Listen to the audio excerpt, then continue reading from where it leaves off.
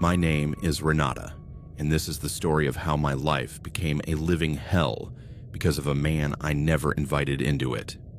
It all started in the most innocent way possible, in a cafe in Barcelona where I used to work on my laptop as a freelance graphic designer. I am 29 years old, living alone in a small apartment in the Gracia neighborhood, with its cobblestone streets and flower-filled balconies that always made me feel safe, as if the city were embracing me. But that safety was a fragile illusion, and he shattered it piece by piece. His name was Marcos, or at least that's what he said when he approached my table that spring afternoon, with a smile that seemed friendly, but which I now recognize as predatory. "Excuse me, can I sit here? All the tables are taken," he asked, holding a coffee in one hand and a book in the other. I looked around. There were free tables, but I didn't want to be rude. I nodded, and that's how it began.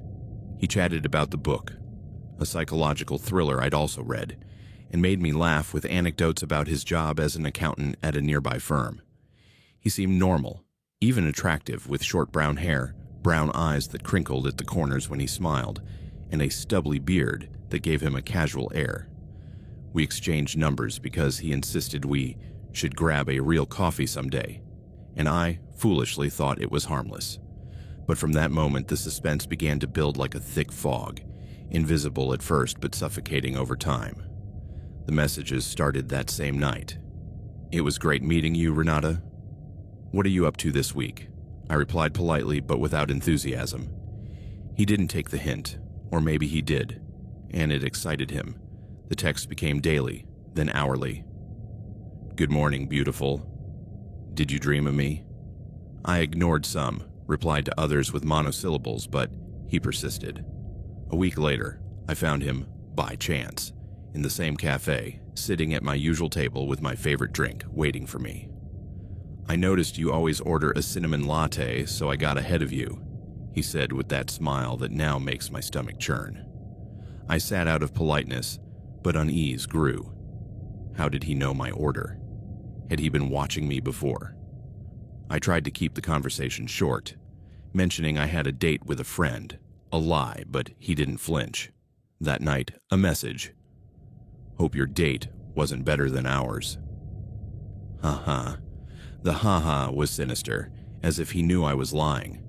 I started blocking him, but he reappeared with another number. "Don't ignore me, Renata. I just want to be friends."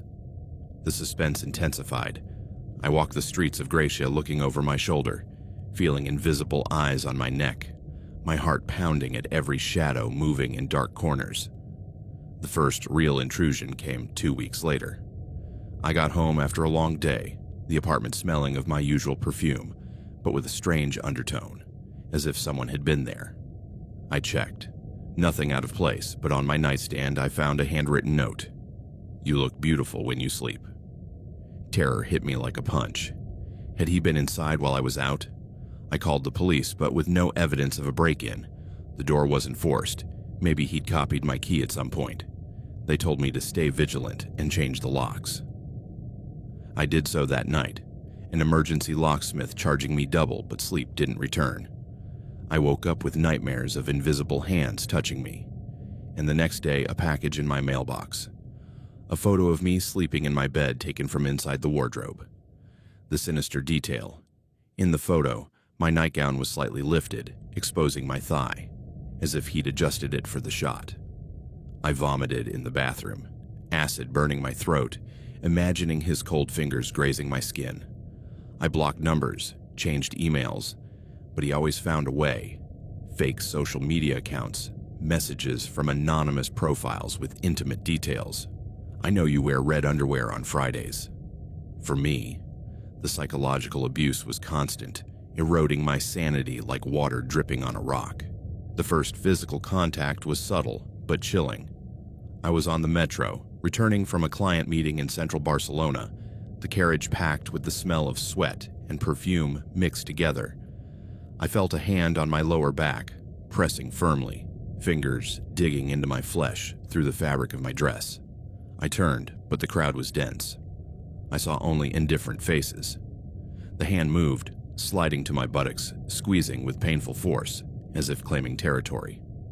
I screamed, but the metro's noise drowned my voice. I pushed, and the hand withdrew. I got off at the next station trembling, tears rolling down my cheeks. That night, a message. "You feel so soft, Renata.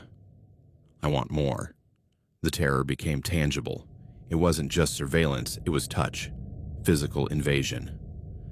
I started avoiding going out alone, taking taxis even for short distances, but he appeared, in the supermarket, accidentally bumping his cart into mine, his hand brushing my arm with a smile that hid malice. Coincidences, huh? His eyes pierced me, devouring me, and I felt the weight of his gaze like hands strangling my neck. The violence escalated one rainy night, walking back from dinner with friends. I'd drunk a bit to forget, a fatal mistake. Greich's streets were slick, water falling in curtains that distorted the streetlights. I heard footsteps behind me, synchronized with mine, speeding up when I did. I turned. A hooded figure, tall, broad-shouldered, Marcos. I ran, my heart hammering, but he caught me in a dark alley, shoving me against the cold, wet wall. "Don't run, love." "I just want to talk," he growled, his breath hot on my ear, reeking of alcohol and obsession. He pinned me with an arm across my throat, pressing until I saw black spots, air scarce. With his other hand, he touched me. Rough fingers sliding up my skirt, scratching my skin, probing places that didn't belong to him. "You're mine, Renata." "Say yes," I fought, clawing his face, but he struck me. A punch to the stomach that doubled me over, vomit rising, followed by a slap that split my lip, warm blood in my mouth. He dragged me to the ground, the pavement scraping my knees, and continued the abuse. Forced kisses, tasting of salt and metal, hands bruising my breasts, pulling my hair until I screamed. "Scream more, it turns me on," he whispered, his body pressing against mine, hard and threatening. I bit his hand. He cursed and loosened his grip enough for me to run, leaving behind my purse, my dignity trampled in the mud. I got home bleeding, bruises forming like sinister maps on my skin, purple on my neck where he choked me, red on my legs where he scratched me, swelling on my face that made me unrecognizable. I called the police again, this time with evidence, photos of my injuries, a description of Marcos. They arrested him that week, but he was released on bail, and the terror didn't end. Messages continued from jail, through friends, or hacked accounts. "I'll be out soon. Wait for me." The suspense was worse now, knowing it was real, that his obsession wouldn't stop. I installed cameras, alarms, but he found ways. A friend of his followed me, sending videos of me at my window, masturbating in the street while watching me. The violence became proxy. Packages with blood-stained underwear, mine, notes with details of my intimate routines like, "I know you shower at 8 p.m. I imagine you naked." The climax came when he broke into my apartment one night, forcing the new lock with tools he must have learned about on some dark forum. I woke to his weight on me, the bed creaking under us, his hand covering my mouth. "Shh, love. It's time to consummate." The abuse was brutal. He tied me with my own stockings, wrists burning from the friction, and raped me, his body invading mine with savage force, blows interspersed whenever I resisted, punches to the ribs that cracked, bites on my shoulders that bled. "You're mine forever," he growled between thrusts, pain tearing through me like blades. I cried, begged, but that excited him more, prolonging the torture. He left hours later, leaving me bruised, broken, with semen and blood between my legs, a note on my chest. "I'll be back." I went to the hospital, forensic exams, a report, but the trauma lingered. Nightmares of his hands, endless therapy, a move to another city, Madrid now. But the fear travels with me. I change my name, my appearance, but sometimes I see shadows that look like him, and the suspense never ends. I remember every detail of that first rape as if it were etched into my skin. The sour sweat smell of Marcos mixed with my fear, the creak of the bed under his weight, his nails digging into my hips leaving red welts that infected days later, the salty taste of my tears as he forced me to kiss him, teeth clashing in a parody of intimacy. Afterward, the bruises bloomed like toxic flowers, yellow-green on my arms where he pinned me, black on my abdomen from repeated blows, and the internal pain that made me walk hunched for weeks. The police caught him again, trial pending, but his gaze in court, cold, possessive, haunts me. In Madrid, in an anonymous apartment, I check locks obsessively, avoid men in cafes, and the terror is a constant companion, a sinister reminder that evil is human, close, and always lurking.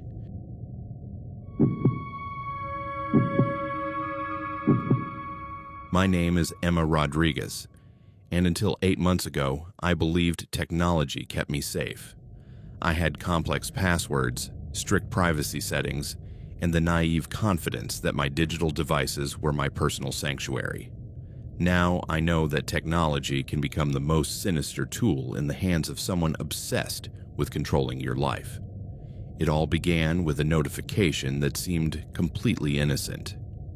It was a Tuesday morning in July, and I was sipping my morning coffee while checking my social media before heading to work. I'm a freelance graphic designer, working mostly from my apartment in San Francisco's Mission District, and my morning routine always included a quick scan of Instagram, Twitter, and my emails. The notification popped up on my phone like any other. Someone attempted to log into your Instagram account from an unrecognized device in San Francisco, California.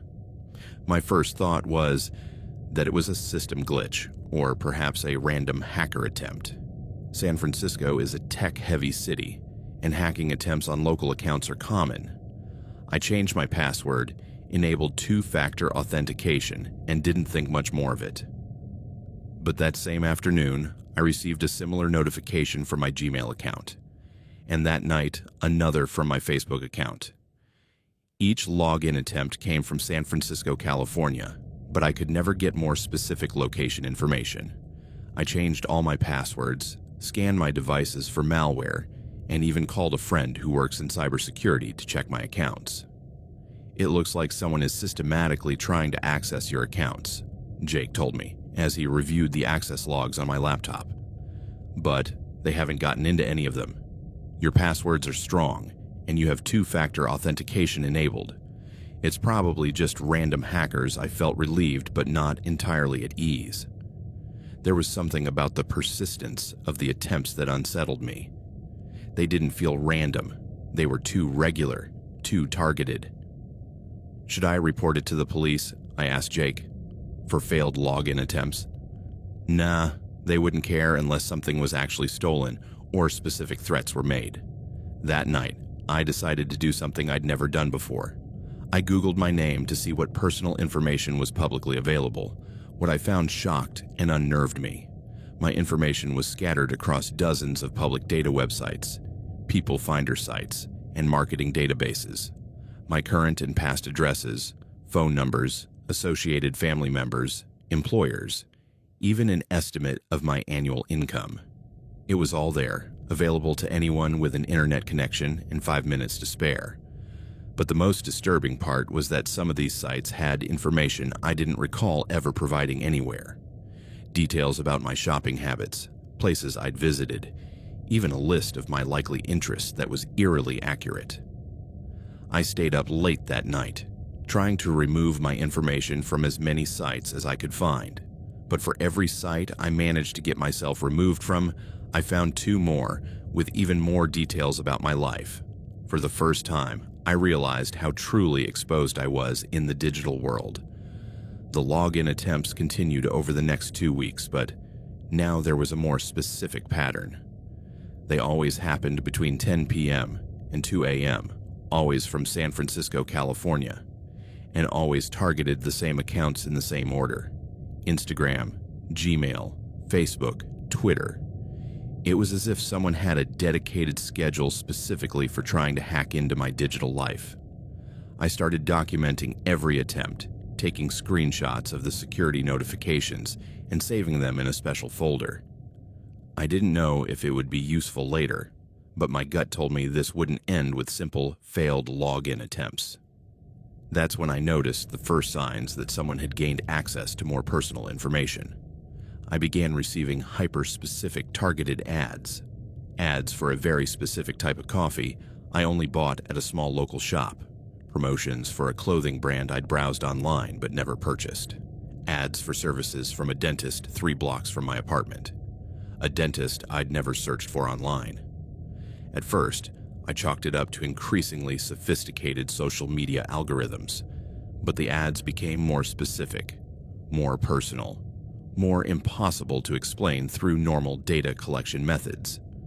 I got an ad for beginner yoga classes on Tuesday mornings, specifically for the studio I'd only been attending for 2 weeks, information I hadn't shared on any social media, an ad for Thai food delivery after 9 p.m., perfectly mirroring my habit of ordering food when working late.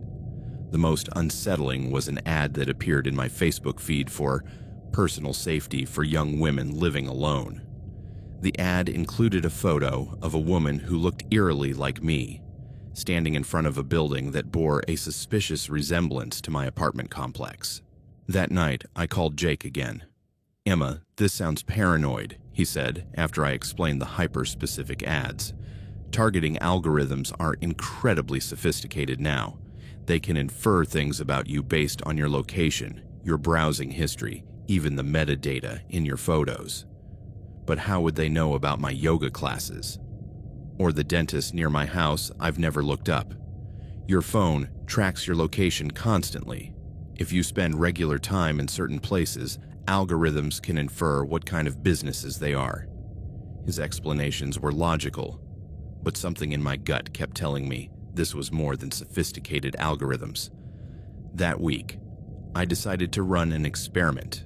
I created false information about myself and strategically scattered it across different platforms. I told Google Assistant I liked a music genre I hated. I searched for information about sports I didn't care about. I visited websites for hobbies I'd never do.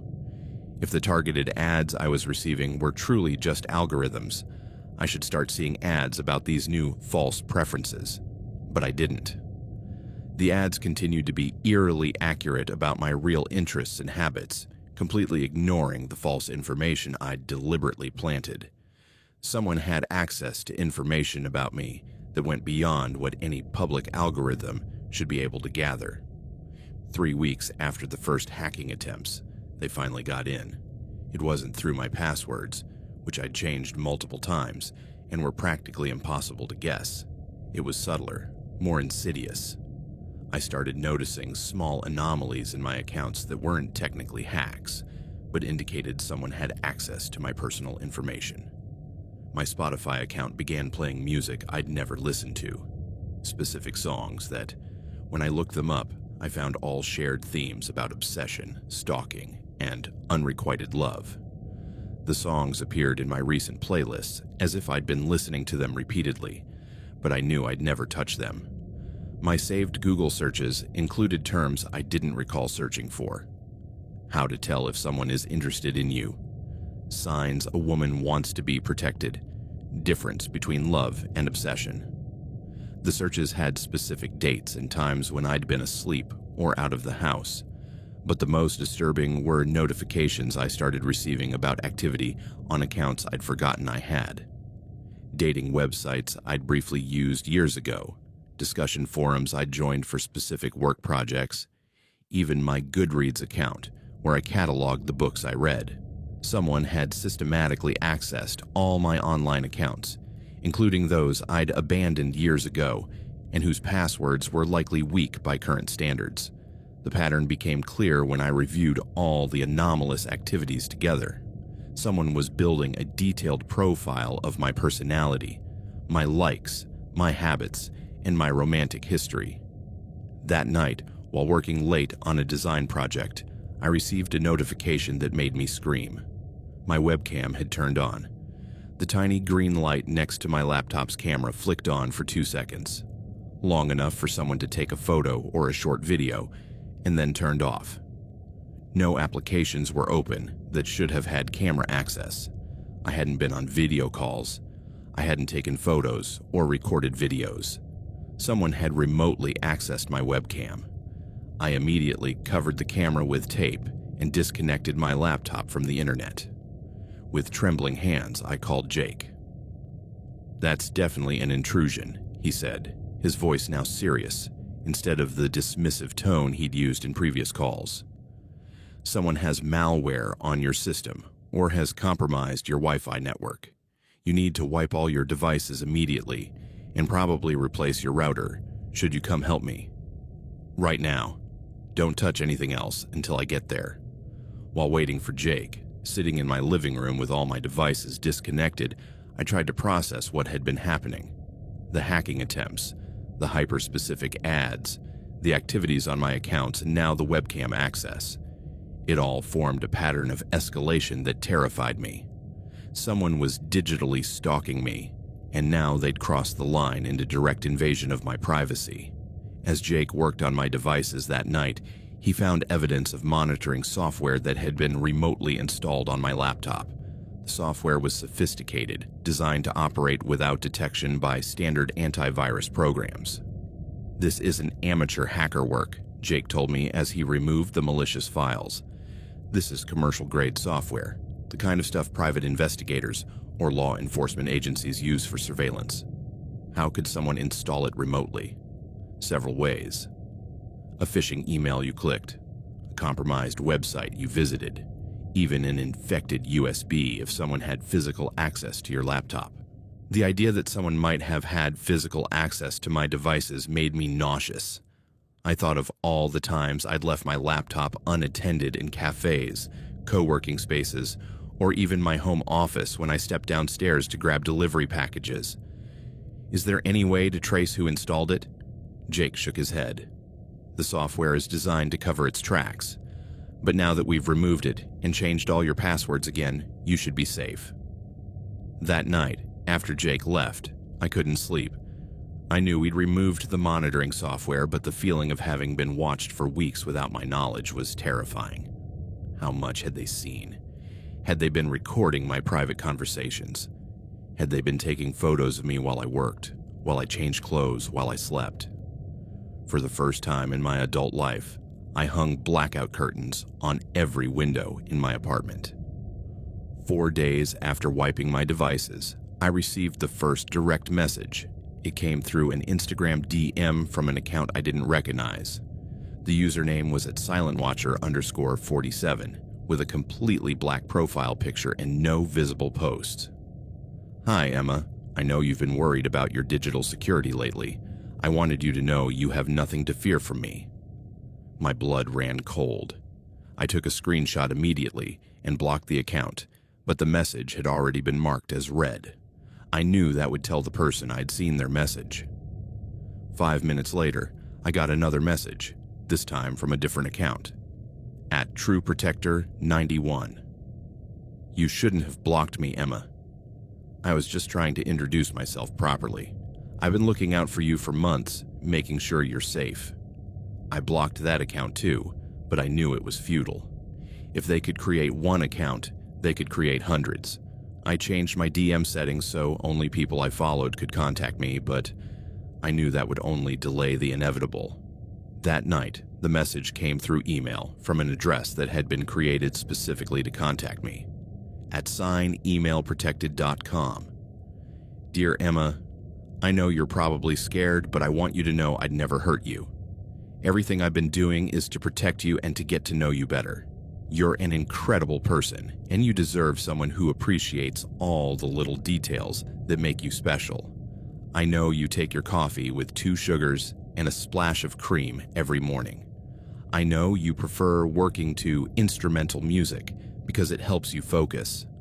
I know you have a small scar on your left knee from when you fell off your bike when you were 8 years old. I didn't learn these details to scare you. I learned them because every aspect of your life fascinates me. You're like a beautiful book I've been reading slowly, savoring every page. I'm not a stalker or a criminal. I'm someone who's fallen in love with the real you, not just the image you project to the world. And I believe that If you gave me a chance, you might come to understand that what I feel for you is genuine and pure. I know you changed all your passwords and wiped your devices. That was smart of you, and I respect your caution. But I want you to know I'm still here, still looking out for you, even if we have to communicate in more traditional ways now. We'll talk in person soon. With love, your admirer. I immediately forwarded the email to Jake and called the police. Detective Morrison from the San Francisco Police Department took my report with the seriousness I'd hoped for but hadn't received when I'd called about the original hacking attempts. "This is clearly escalating," he told me as he reviewed the screenshots of the messages. "And there are several things in this email that constitute criminal harassment, mentioning your physical appearance, referencing specific surveillance, and the implied threat of unwanted physical contact. What can I do?" "First, we're going to trace these messages and accounts to see if we can identify the sender. Second, you're going to need to start documenting everything. Every message, every contact attempt, anything unusual you notice."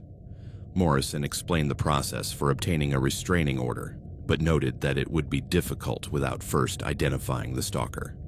"The problem with digital stalking," he told me, "is that the person can use fake identities, proxy locations, and stolen devices to hide their real identity. Until they make a mistake, they can be nearly impossible to track." That same afternoon, I received 3 more messages, each from different email addresses, but clearly from the same person. The messages grew progressively more intimate and more disturbing. "Emma, I saw you called the police today. That hurt my feelings, but I understand you're confused about my intentions. I've been protecting your apartment at night, making sure there are no suspicious people in the area. Haven't you noticed you've been sleeping more peacefully lately? You were wearing that blue blouse I love yesterday. It looks perfect on you, brings out the color of your eyes." Each message included specific details about my daily life that only someone physically watching me could know. This was no longer just digital harassment. Someone was physically following me, observing my movements, cataloging my habits. That night, I installed security cameras at my apartment's entrance and changed all the locks. But I knew physical security measures were only useful if the stalker tried to break in. If they were content to watch from a distance, there wasn't much I could do to stop them. Before going to bed, I closed all the curtains, activated the alarm system I'd just installed, and propped a chair against my bedroom door. For the first time in months, I didn't check my social media before bed. They no longer felt like safe spaces for me. The electronic messages stopped abruptly, but they were replaced by something far more terrifying: physical evidence that someone had been in my building. It started with small things that could have been coincidences. Flowers left in the building's mailbox with a card that read, "For the beauty on the 3rd floor." Delivery packages I hadn't ordered, books on photography, expensive perfumes, even lingerie in my exact size. At first, I thought they might be for another resident in the building. There were 4 apartments on the 3rd floor. But when I asked my neighbors, they all denied ordering the items. The building management changed the front door access code at my request, but the packages kept appearing. I installed a security camera pointed at my door, but the deliveries seemed to happen in blind spots or during the few hours when the cameras ran out of battery. A week after the electronic messages stopped, I found a note slipped under my door. "Emma, I know you're probably frustrated that you haven't received my emails lately. I've decided to give digital communication a break after you involved the police. I don't want you to think I'm a threat to you. Instead, I've been finding more traditional ways to show you my affection. I hope you've enjoyed the flowers and gifts. I spent a lot of time choosing them specifically for your personality and tastes. I've been watching you these past months, learning about you, and every day I love you more for how incredible you are. The way you focus when you work, how you smile when you hear your favorite song, even how you worry about your safety. It all fascinates me. I know you probably see me as a scary stranger right now, but I hope you'll eventually see that I'm just a man who's fallen deeply in love with an extraordinary woman. I'll soon ask you to meet me in person. I know it'll be scary at first, but I'm confident that when we talk face to face, you'll see my intentions are pure. Until then, I'll keep looking out for you from a distance. With infinite love, M." The initial M was the first concrete clue about the stalker's identity. I immediately took the note to the police, where forensic technicians analyzed it for fingerprints and DNA. No usable prints on the paper, Detective Morrison told me a few days later. But we found latex residue, which suggests they were wearing gloves when handling the note. Does that mean they know enough about criminal investigations to avoid leaving evidence? Or they're naturally cautious? Either possibility is concerning. Morrison explained that they'd been investigating the earlier electronic messages, but all the addresses led to temporary email services accessed through VPNs and proxy networks. It was as if the stalker had specifically studied how to avoid being tracked digitally. Have you found anything about who M might be? We're looking into men with the initial M in your past and present life. Ex-boyfriends, colleagues, classmates. Anyone specific come to mind? I spent the next few hours mentally reviewing every man I'd known whose name started with M. Mike from college, Marcus from my previous job, Matthew, whom I'd briefly dated 2 years ago. But none of them seemed like the type to do this. And besides, it had been years since I'd had meaningful contact with any of them. That night, while working in my apartment with all the curtains drawn and the alarm activated, I heard a noise in the hallway outside my door. Slow, deliberate footsteps that stopped right in front of my apartment. I crept silently to the door and looked through the peephole. Someone was standing in the hallway, but they were positioned so I could only see their torso. They wore a dark hooded sweatshirt that obscured their face. The figure stood there for at least 5 minutes, completely still. Then they shifted slightly, and I could see they were holding something in their hands. It looked like a phone, possibly taking pictures of my door. I quietly called the police while the figure remained in the hallway, but by the time officers arrived 10 minutes later, they were gone. The only thing left was a small wrapped gift in front of my door, a box containing a pair of earrings that perfectly matched a necklace I'd been browsing online the previous week. The attached card read, "To complete your favorite set, M." The police continued their official investigation, but I realized I needed to take more proactive measures to protect myself. I hired a private investigator, Sarah Kim, who specialized in stalking and personal security cases. The good news, Sarah told me after reviewing all the documentation I'd been keeping, is that this individual has been leaving more evidence than they probably realize. The bad news is that they clearly have sophisticated technical knowledge and significant financial resources. Sarah explained that the monitoring software installed on my laptop cost several $1,000s and required advanced technical knowledge to install without detection. The gifts I'd been receiving also represented significant expense. The earrings alone were worth over $500. This suggests it's not just a random obsessive, Sarah continued. It's someone with means, education, and possibly experience in surveillance or investigation. We began mapping out all the places where I'd noticed surveillance: my apartment, my favorite cafe, the gym I attended, even the grocery store where I shopped. Sarah installed additional security cameras and taught me basic counter-surveillance techniques. The goal, she explained, is to make it harder and more costly for them to watch you. If we increase their risk of being detected, they might make a mistake or move on to an easier target. But she also warned me about the danger of cornering an obsessive stalker. Some stalkers get discouraged when it becomes too difficult, she said. Others escalate to more aggressive behaviors. We need to be prepared for either possibility. For the next 2 weeks, I followed Sarah's security protocols, varying routes to work, unpredictable schedules, constant awareness of my surroundings. The measures seemed to be working. I hadn't seen direct evidence of surveillance, and the gifts had stopped. I began to hope that maybe the stalker had lost interest or found another target.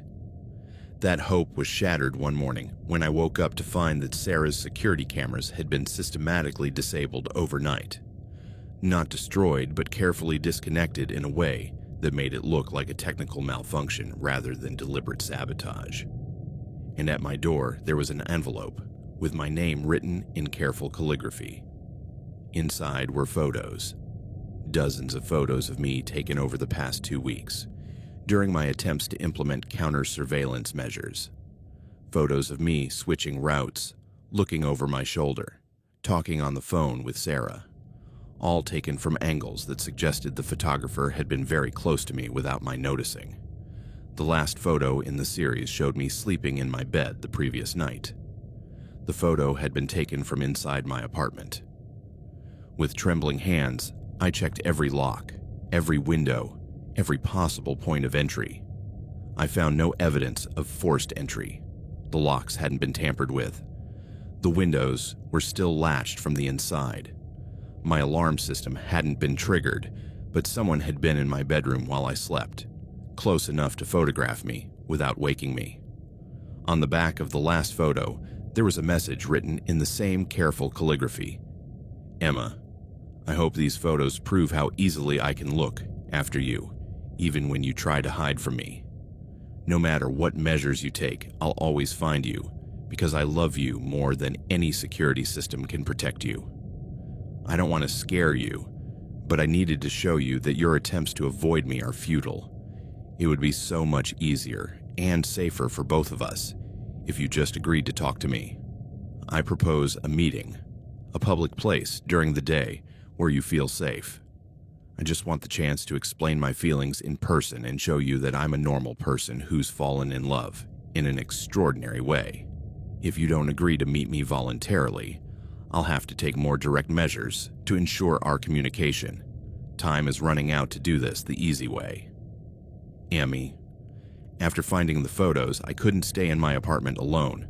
I temporarily moved to a hotel under a false name, but even there, I didn't feel safe. If M had been able to enter my apartment without leaving a trace, what would stop them from finding me anywhere? Sarah and the police were now working together, trying to identify how they'd gained access to my apartment. Theories included duplicated keys, knowledge of alarm systems, or even the possibility that it was someone working for the building or a utility company with legitimate access.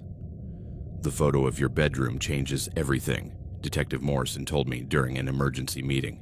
This isn't just harassment anymore. This is breaking and entering, possibly with intent to commit a more serious crime. Do you think they planned to hurt me while I was sleeping? We don't know what their intentions were, Morrison replied.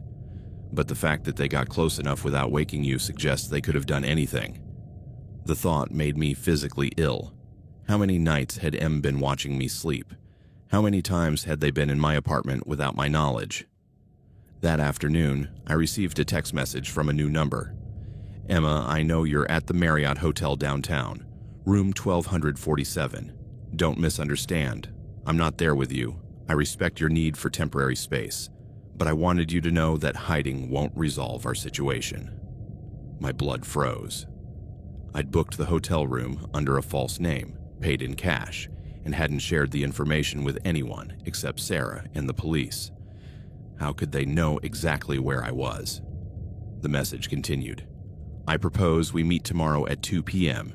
at Central Cafe in Union Square. It's public, crowded, and you can bring anyone you want for safety. I just want 30 minutes to explain who I really am and why this isn't what you think it is. If you don't show up, I'll have to interpret that as a decision to escalate our situation, and neither of us wants that. Please, Emma, give me the chance to show you I'm a real person with real feelings. I'm not the monster. You probably imagine I immediately shared the message with Sarah and Morrison. They both had the same reaction. It was a trap, but it could also be our best chance to catch the stalker.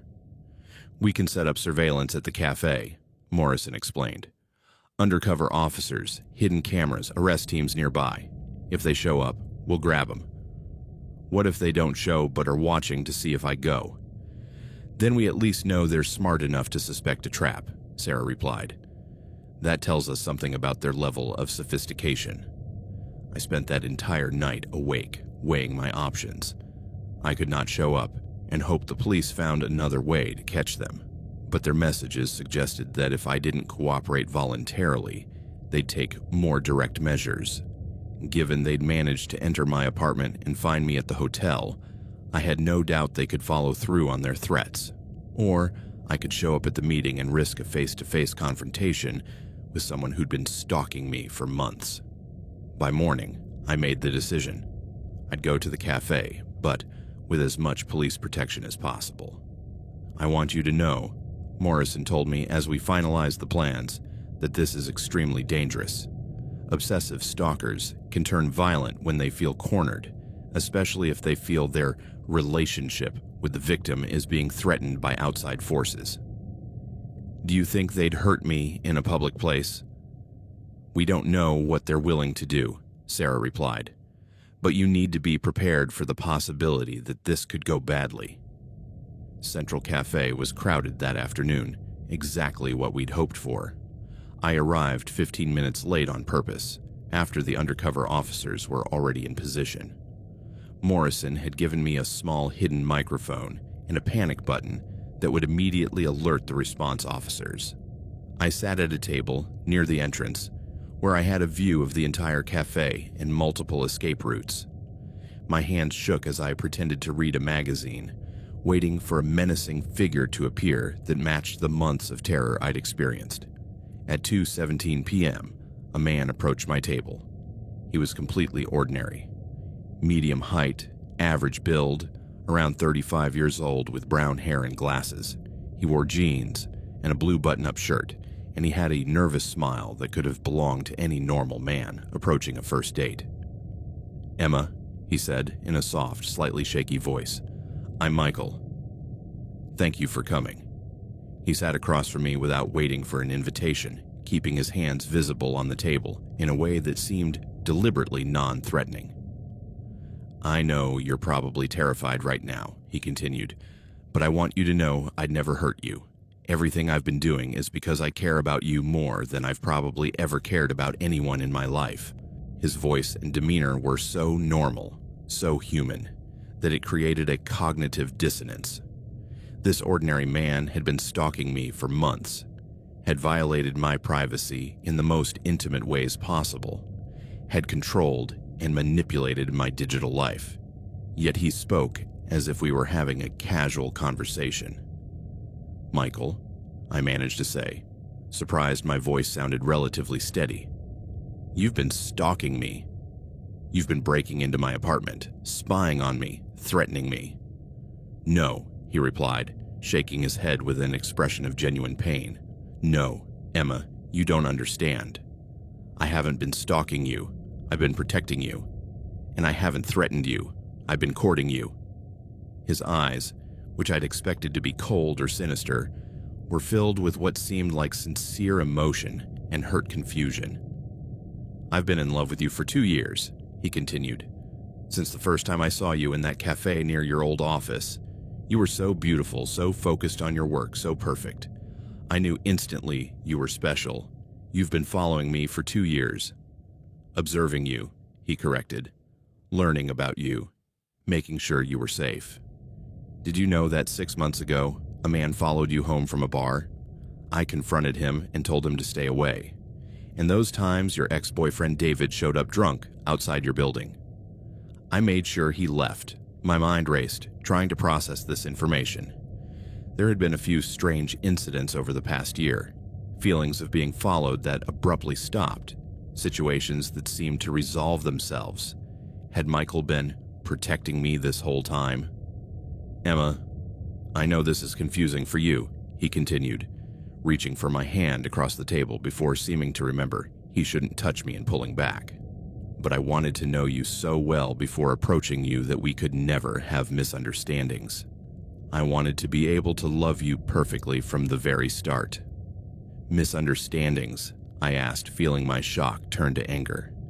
"You call it a misunderstanding that you violated my privacy, broke into my home, installed spying software on my laptop. I tried to approach you in normal ways at first," he said, his voice growing more desperate. But you're so busy, so focused. And after what happened with your last relationship, I saw how much David hurt you. I knew you were scared to trust someone new. How do you know about David? I read your messages with your friends. I read your online journal. I knew you'd been hurt, and that you needed someone who understood you completely before you could open up. The casualness with which he described invading my most intimate privacy made me feel nauseous. But what terrified me most was that he genuinely seemed to believe this was romantic, that he'd been doing this out of love. Michael, I said, trying to keep my voice calm as I pressed the panic button under the table.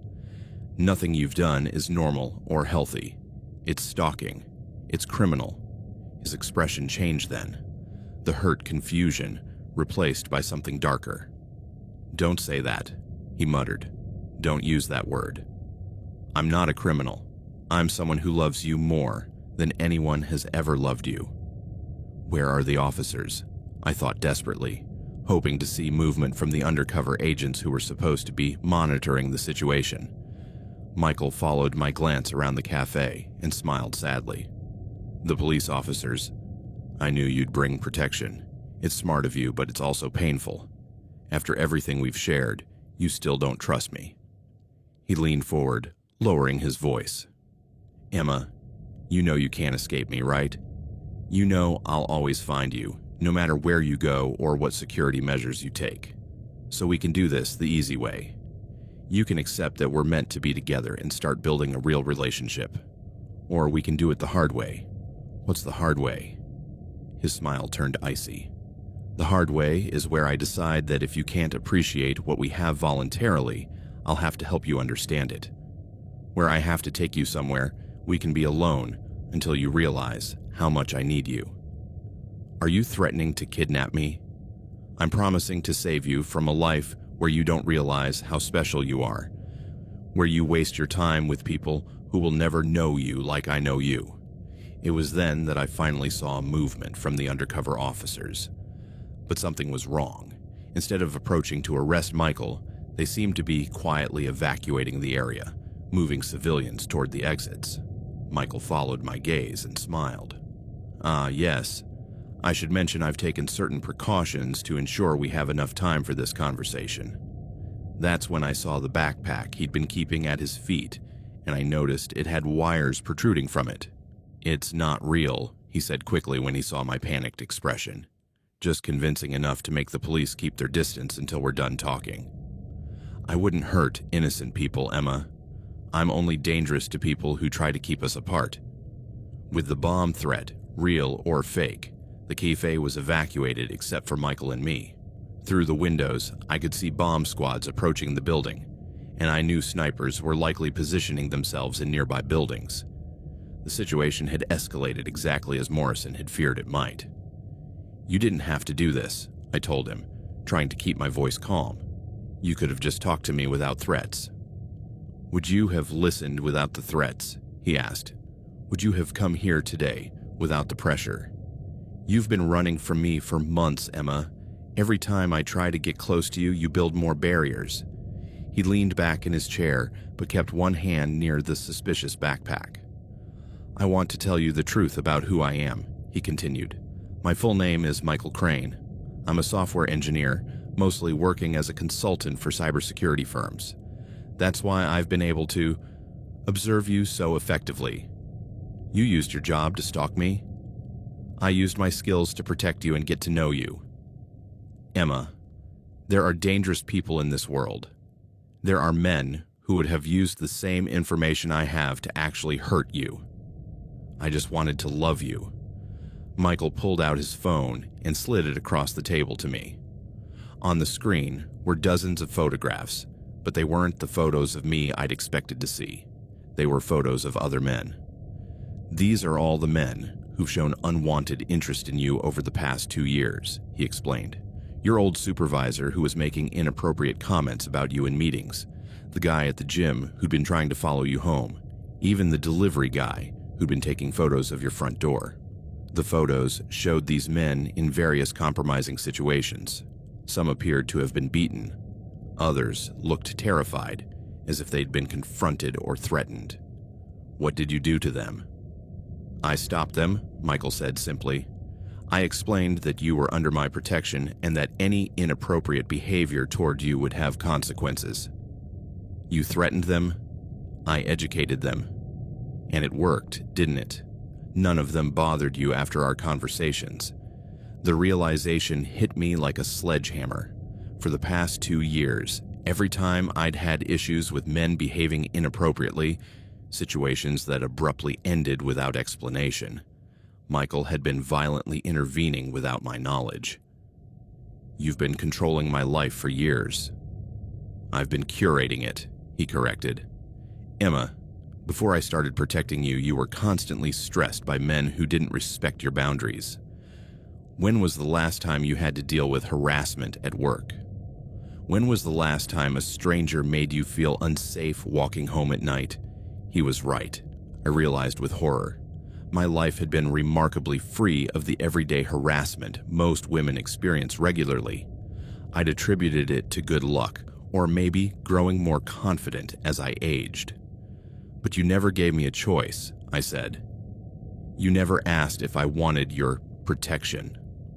"Does a bodyguard ask their client every time they neutralize a threat?" Michael replied. "Does a parent ask their child every time they remove a danger from their environment?" The comparison made me shudder. Michael saw me not as an equal, but as someone who needed to be protected and controlled like a child. "I'm not your daughter," I told him. "And you're not my bodyguard. You're a stalker who's been violating my autonomy for years." Michael's expression hardened. "That word again," he muttered. "Why do you keep using that word? Is that what the police told you to say? Have they convinced you that someone who loves you is automatically dangerous?" "Michael, listen to yourself. You've been controlling who can talk to me, spying on my private communications, breaking into my home without permission.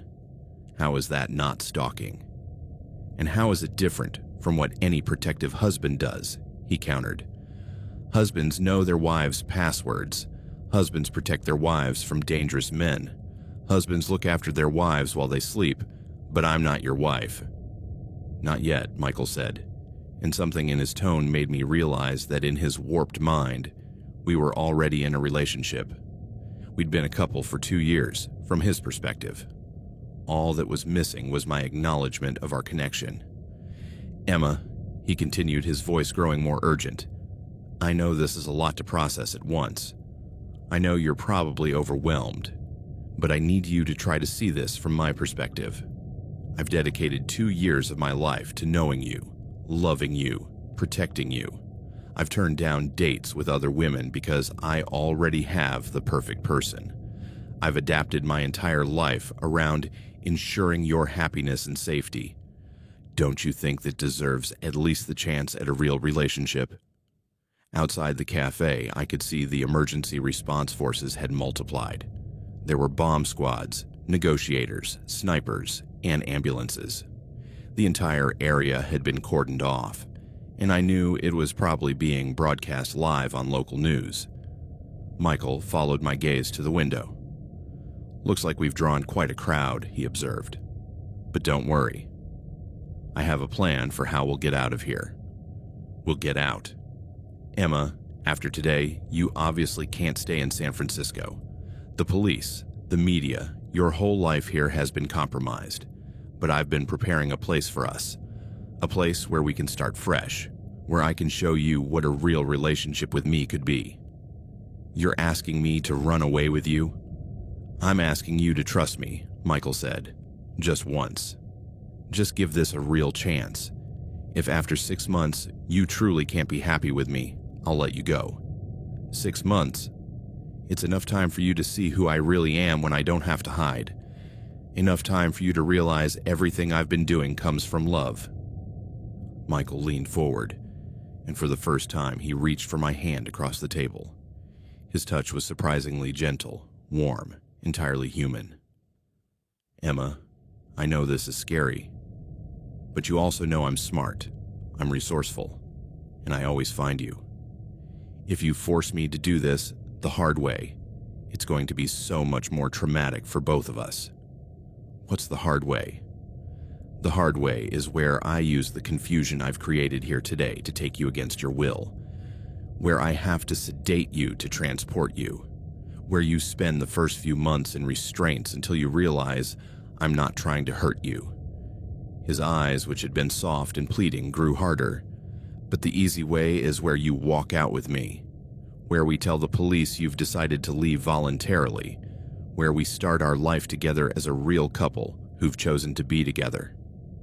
And if I choose not to go with you either way, Michael sighed and withdrew his hand, then I'll have to conclude that the stress of this situation has made you make irrational decisions, and I'll have to make the decision for both of us.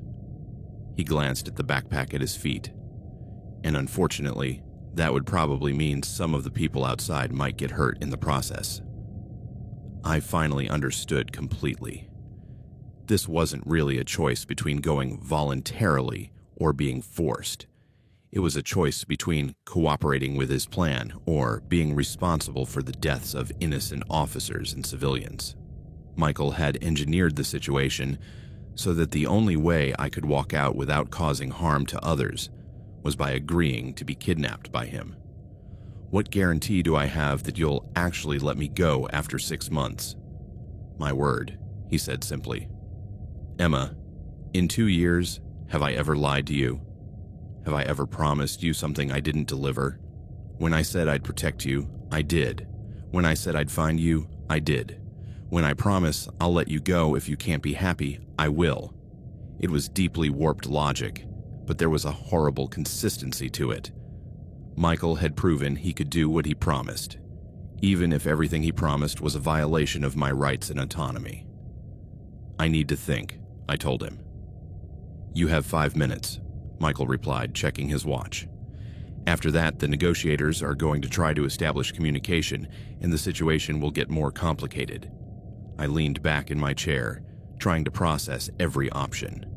I could scream, try to run, hope the snipers could neutralize Michael before he could activate any device in the backpack. But if the bomb threat was real, I could die alongside him. I could try to convince him to surrender, to seek psychological help, that this wasn't love but mental illness. But he'd spent 2 years building an alternate reality in his mind where our relationship was normal and healthy. He wasn't going to be convinced in 5 minutes. Or I could go with him, hoping to find an opportunity to escape later when there weren't innocent people in danger. Emma, Michael asked softly, what's your decision? I looked out the window one last time, at the police forces, at the evidence of how much destruction Michael was willing to cause to get what he wanted. I'll go with you, I said. The smile that spread across Michael's face was genuine and beautiful, and that made it even more terrifying. I knew you'd understand, he said. I knew you were smart enough to see this as what's best for everyone. He stood and extended his hand to me. Let's start our life together, Emma. Finally, I'm writing this from a cabin in the mountains of Montana, where Michael has been keeping me for exactly 6 months and 3 days. He's kept his promise in many ways.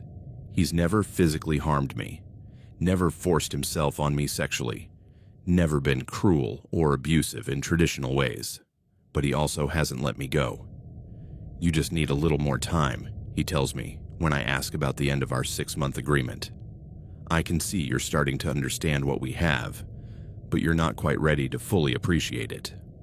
The cabin is located on hundreds of acres of private land, surrounded by wilderness. There are no neighbors, no main roads, no way to call for help. Michael has set up a security perimeter with cameras and motion sensors to alert him if I try to escape.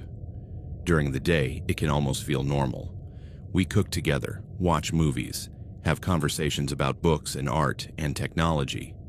Michael is intelligent, educated, even funny at times.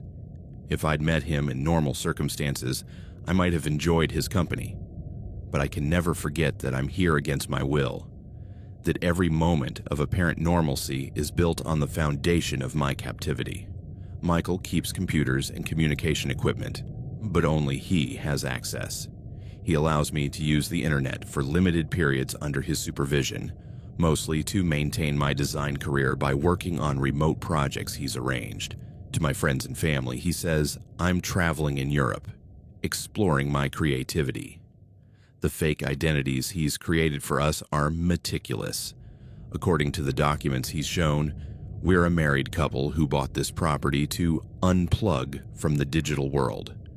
If anyone casually investigates us, we appear entirely legitimate. But I'm writing this account in secret during the few hours when Michael goes to get supplies in the nearest town. I'm saving it in multiple hidden locations, hoping that someday someone will find it and understand what really happened. Because I've come to realize that Michael is never going to let me go voluntarily. His concept of 6 months is stretching indefinitely, and I can see in his eyes that he genuinely believes I'll eventually fall in love with him. In his mind, every day that passes without me trying to escape is evidence that his plan is working, that I'm starting to accept our love. What he doesn't understand is that I've stopped trying to escape, not because I'm starting to love him, but because I'm planning something more permanent. There's a hunting rifle in the house that Michael uses to protect us from wild animals. He keeps the ammunition in a separate cabinet, but I've been watching his habits for months. I know exactly when and how I could access both. Michael thinks he's protecting me, loving me, saving me from a world that didn't properly appreciate me. He genuinely believes what he's doing is romantic and noble. But after 6 months of captivity, I've come to understand that the only way to truly free myself is to ensure he can never do this to another woman. The next time he goes to get supplies, I won't be here when he returns, one way or another. If you find this account, please contact the San Francisco Police Department and ask about the case of Emma Rodriguez, reported missing in August of 2024. My real name is Emma Rodriguez. My captor is Michael Crane. We're at a private property in the mountains of Montana, approximately 80 kilometers north of Missoula. And please, remember, stalkers are not romantic.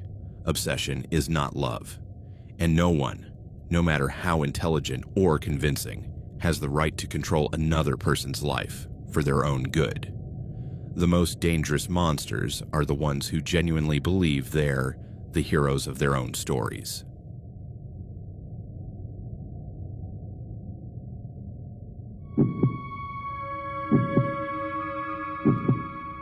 My name is Jessica Park, and until 6 months ago, I believed the digital world was vast enough for someone to disappear into if they truly needed to. Now I know that when someone with the right skills decides to destroy your life, there's no corner of the internet where you can hide. What happened to me should serve as a warning to anyone who thinks their online identities are under their control. It all started with a video I didn't record. It was an October morning, and I was checking my social media notifications during my morning coffee. A normal routine before starting my work as a public relations consultant from home in Austin, Texas. My phone buzzed with an Instagram notification that made me spill coffee across my desk. At Tech Guru, 2024 has tagged you in a video. I didn't recognize the username, but when I opened the notification, I saw something that made me scream. It was a video of me, or someone who looked exactly like me, in what appeared to be my own bedroom, wearing my favorite pajamas, performing a seductive striptease for the camera. But I had never recorded that video. My first reaction was pure panic. I ran to my bedroom to check for hidden cameras, inspecting every corner, every device, every surface. Nothing. My room was exactly as it always was, with no evidence of surveillance. I returned to the video with trembling hands. The quality was impossibly high, every detail perfect. The woman in the video had my exact face, my body, my characteristic gestures. She even had a small scar on my left shoulder that was visible when she removed her blouse, but I knew with absolute certainty that I had never done this. The video had been posted on the profile of @TechGuru2024, an account with over 50,000 followers that seemed dedicated to adult entertainment technology. The video's description read, "Jessica Park from Austin, Texas, PR consultant by day, amateur star by night, Austin girls, they are work from home. My real personal information was there for anyone to see.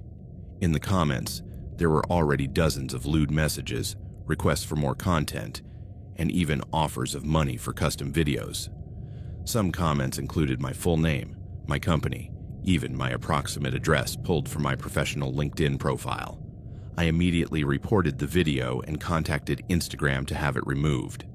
I also took screenshots of everything as evidence, though my hands were shaking so badly that many came out blurry. While waiting for a response from Instagram, I started investigating the @TechGuru 2024 account. It had no visible personal information, but it had been active for several months, mostly sharing tech-related content, and occasionally videos like mine of other women.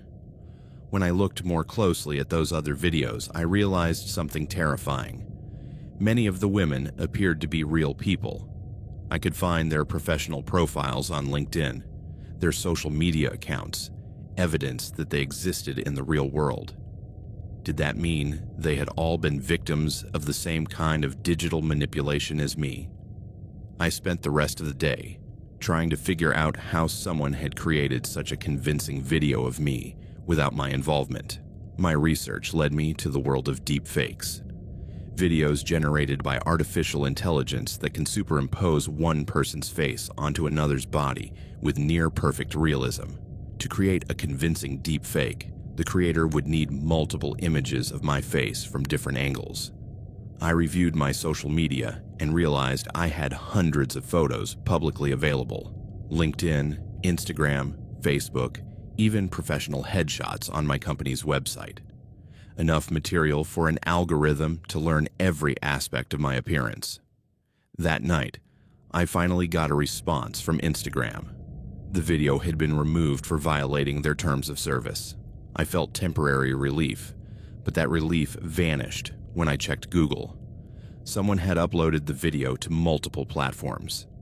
It wasn't just on social media sites, but also on adult content platforms, forums, and even websites dedicated specifically to deepfakes.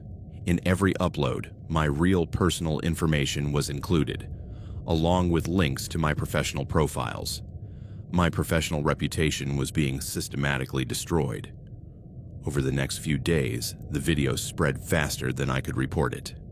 Every time I got a platform to take it down, it popped up on 3 new sites. It was like trying to stop a flood with my bare hands. But the worst part wasn't the videos. It was how they started to affect my real life.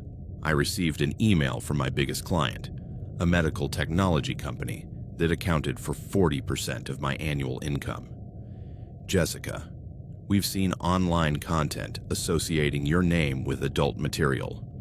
While we understand it may not be real, our shareholders are conservative, and we can't risk our name being linked to any controversy. We will be terminating our contract effective immediately. I lost 3 more clients that week for similar reasons. Some were upfront about the videos, others simply decided to go in a different direction. But the pattern was clear. My career was being sabotaged by content I had never created. I also started receiving disturbing direct messages across all my platforms. "Hey Jessica, saw your video. Do you make custom videos? I pay well. You're super talented. Would love to meet in person to discuss opportunities.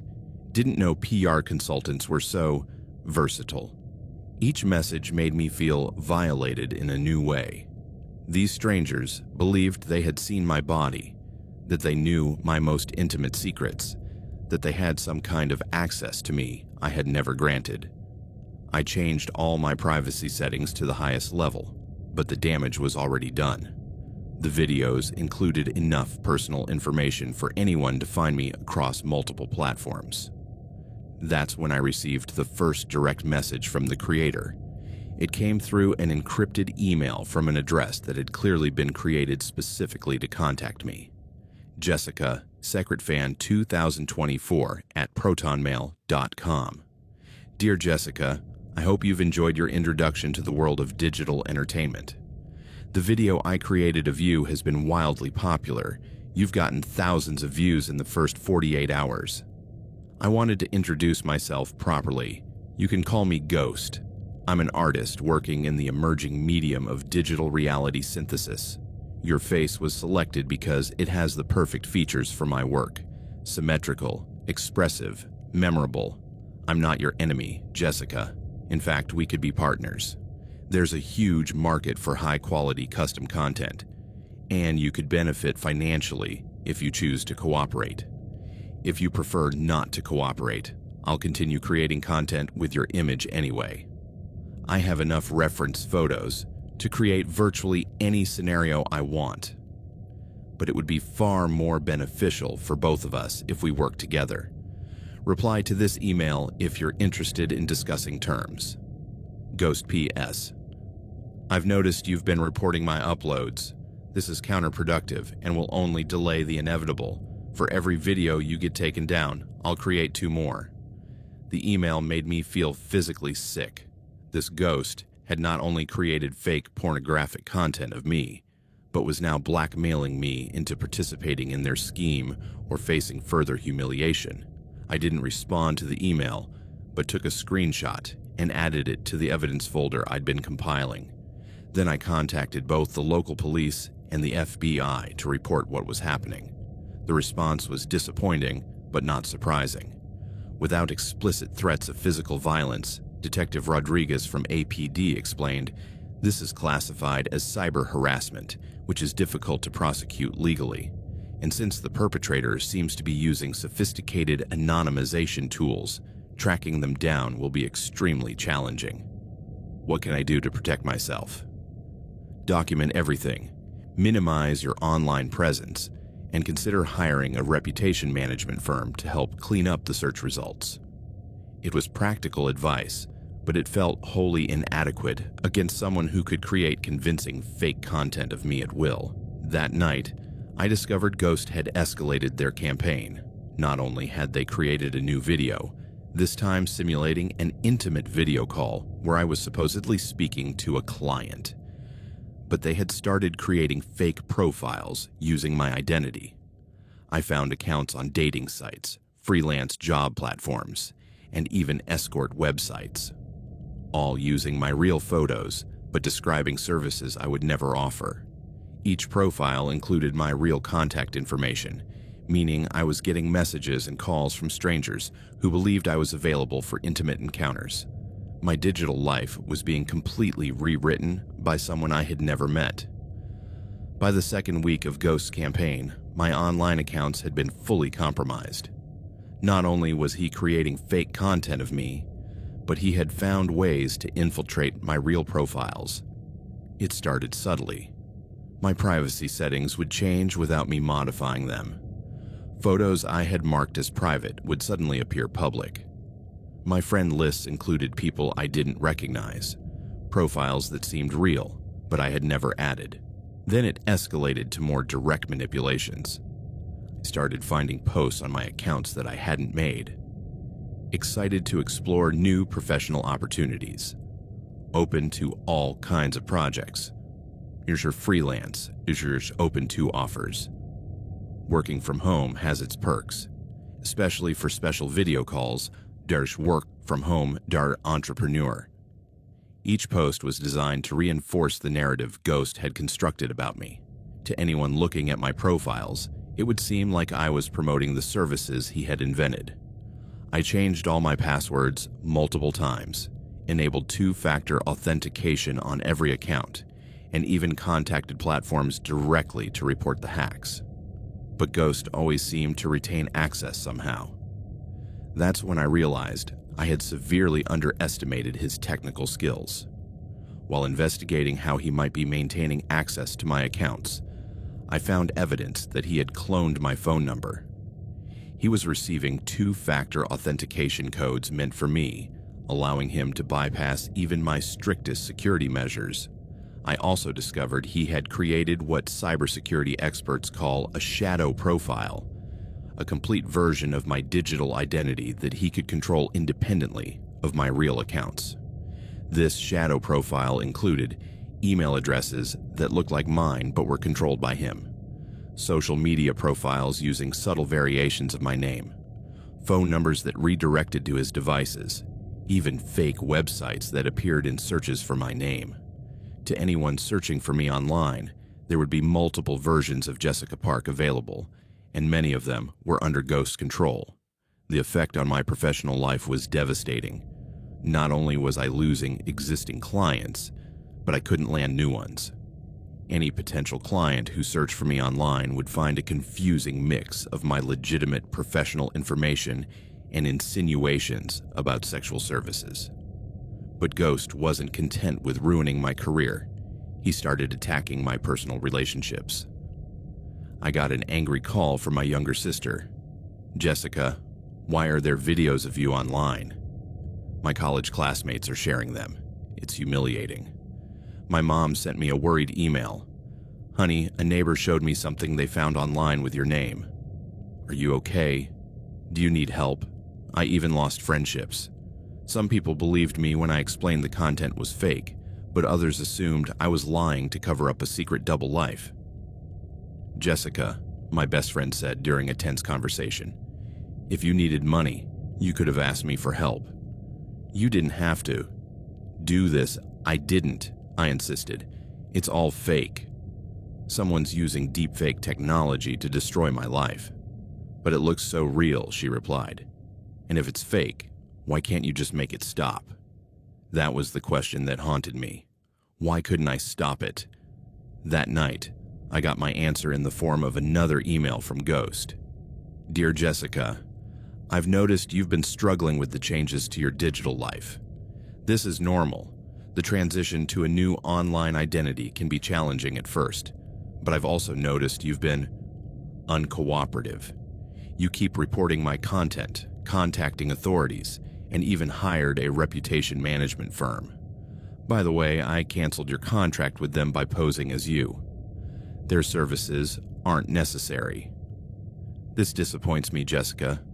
I've been offering you the chance to profit from my work, but you seem to prefer pointless resistance. Let me be clear about your situation. I have total control over your digital identity. I can create any content I want using your image. I have access to all your online accounts and can modify them at will. I have the ability to create fake identities that appear to be you for any purpose. I have technical and financial resources that outweigh anything you can muster in your defense. In short, I am your digital reality now. Everything people know about you online is under my control.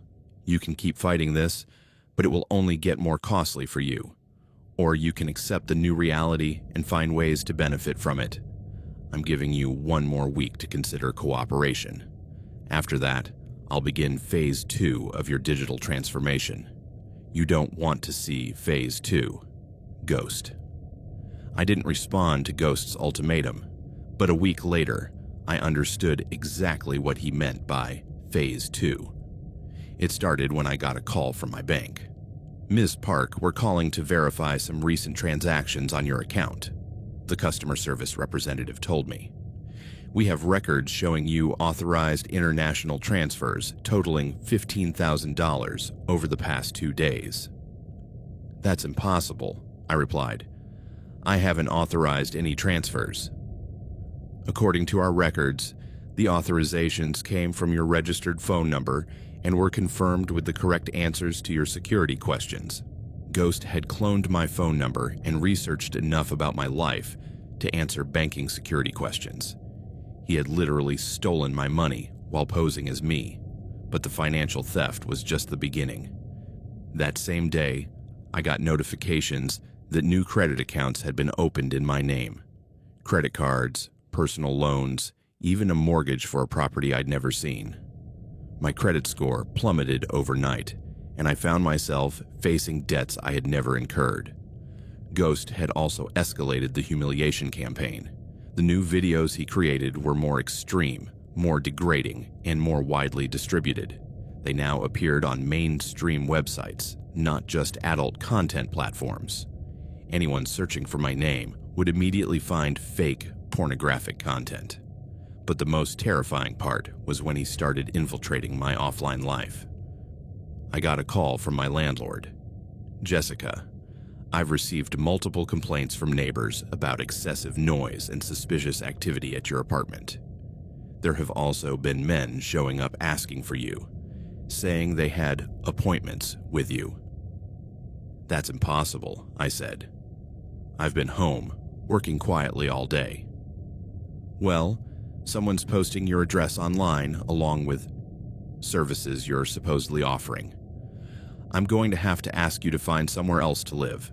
Ghost had posted my real address on the fake profiles he'd created, drawing strangers to my building. My neighbors now saw me as a safety threat and a public nuisance. I also started receiving deliveries I hadn't ordered. Sex toys, lingerie, even video recording equipment, all sent COD, meaning I was expected to pay for items I hadn't requested. Each delivery reinforced the narrative that I was the person in the videos. My day-to-day life became impossible. I couldn't go to the grocery store without strangers recognizing me and making lewd comments. I couldn't use my real name for anything because it immediately brought up humiliating search results. But Ghost wasn't done. I got a call from the local police department. Ms. Park, we need you to come to the station to discuss some allegations that have been made against you.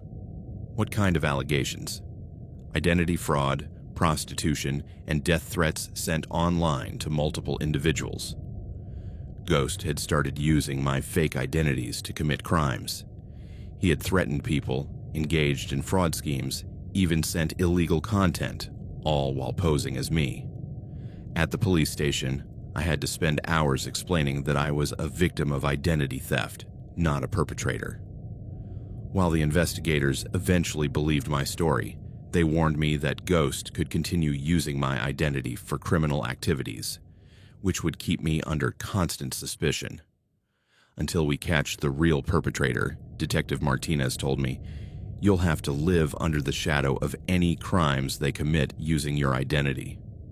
That night, I received the most terrifying email yet from Ghost. Dear Jessica, as you can see, Phase 2 of your transformation has been quite comprehensive. Your digital identity is now fully under my control, and I've started expanding that influence into your physical life. But this is just a taste of my capabilities. If you continue resisting, I can. Use your identity for more serious criminal activities. Create false digital evidence implicating you in major crimes. Direct dangerous people to your location. Destroy the digital identities of everyone you care about. Or you can accept the reality of your situation and cooperate. What I'm asking is simple. Disappear. Leave Austin. Change your name. Start a new life somewhere your tainted digital identity can't follow you. In return, I'll cease all new content creation and allow your current digital identity to gradually fade from the internet. If you try to stay and fight, I promise you, Phase 3 will be far worse than anything you've experienced so far. You have 72 hours to decide. Ghost. Instead of running immediately, I decided to use the 72 hours to make one last attempt to identify Ghost. If I could find real evidence of who he was, maybe the police could arrest him before he escalated to Phase 3. I hired a private investigator specializing in cybercrimes, Marcus Chen, who had previously worked with the FBI on digital harassment cases. Your case is one of the most sophisticated I've seen, Marcus told me, after reviewing all the evidence I'd compiled. This perpetrator has government or corporate-level technical knowledge. They're not an amateur hacker. Marcus explained that the techniques Ghost had used, phone number cloning, bypassing two-factor authentication, creating high-quality deepfakes, required expensive tools and specialized expertise. Can we track them down?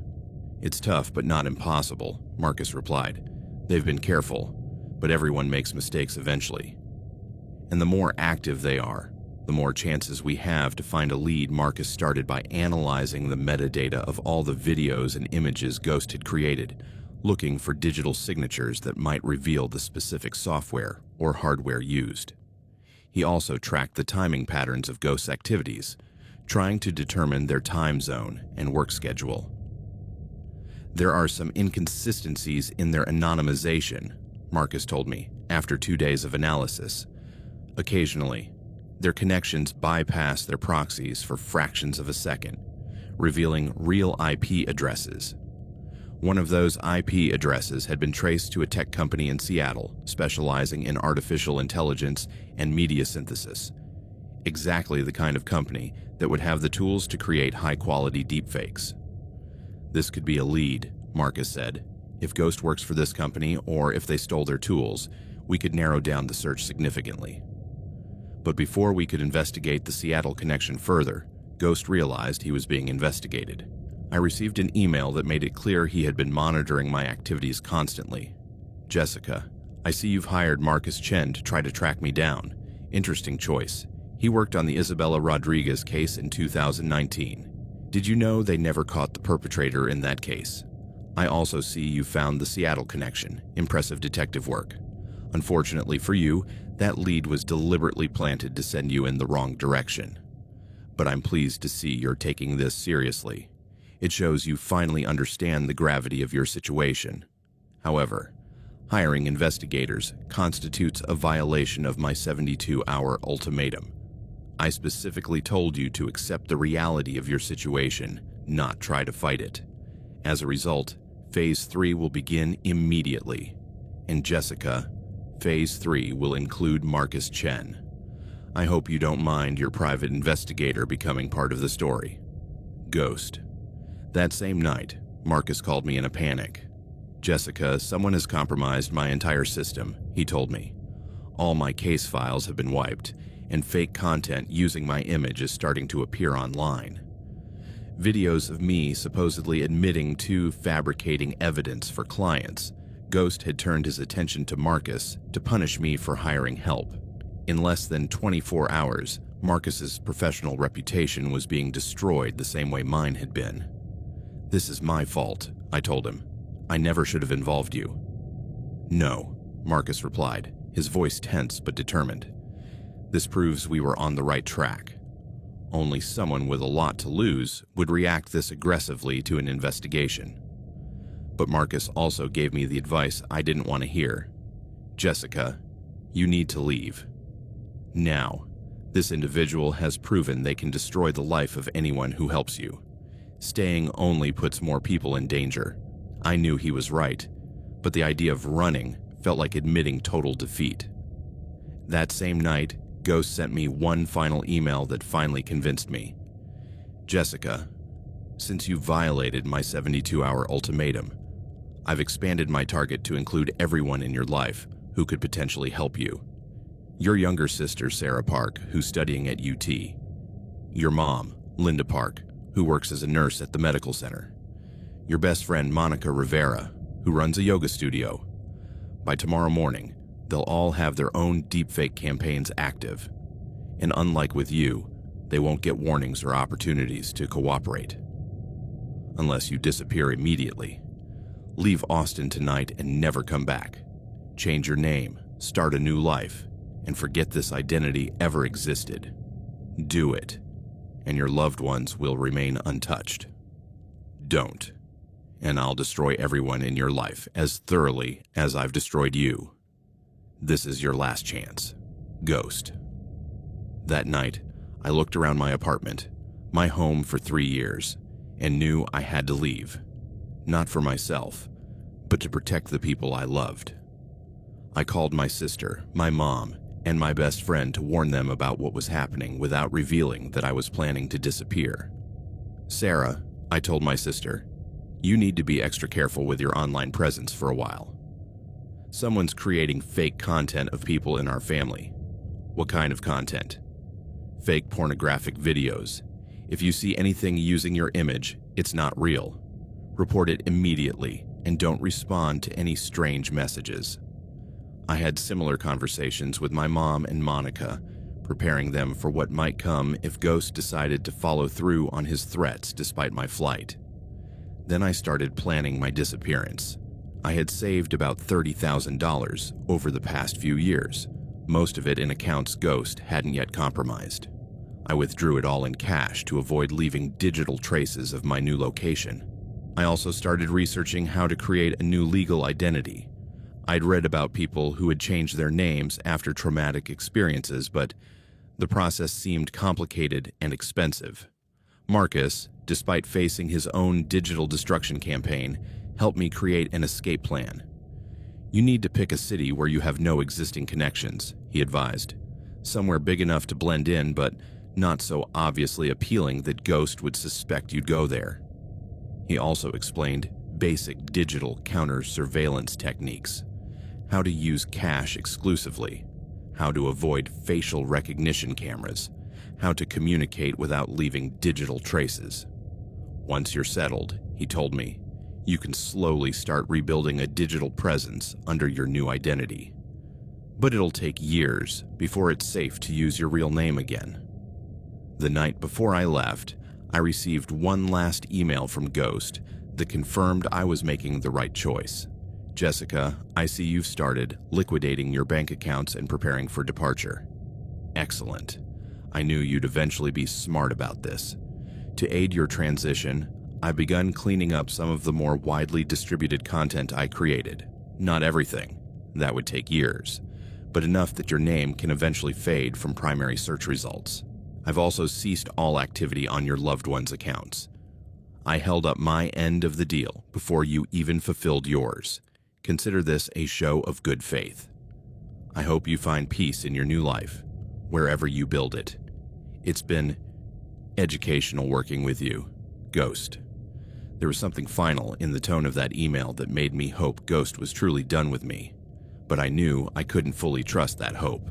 At 3 a.m. on a December morning, I loaded my car with 2 suitcases of clothes and drove out of Austin for the last time. I didn't say goodbye to my friends or family in person. It was too risky. Instead, I had written letters to be delivered after my departure, explaining that I had to leave for safety reasons and didn't know when I could contact them again. I drove all night, heading toward a city I'd chosen randomly from a map, far enough from Texas that Ghost wouldn't suspect, but not so obviously appealing that it seemed like a deliberate choice. The first months in my new city were the hardest of my life. I lived in cheap motels while searching for an apartment I could rent with cash and minimal ID.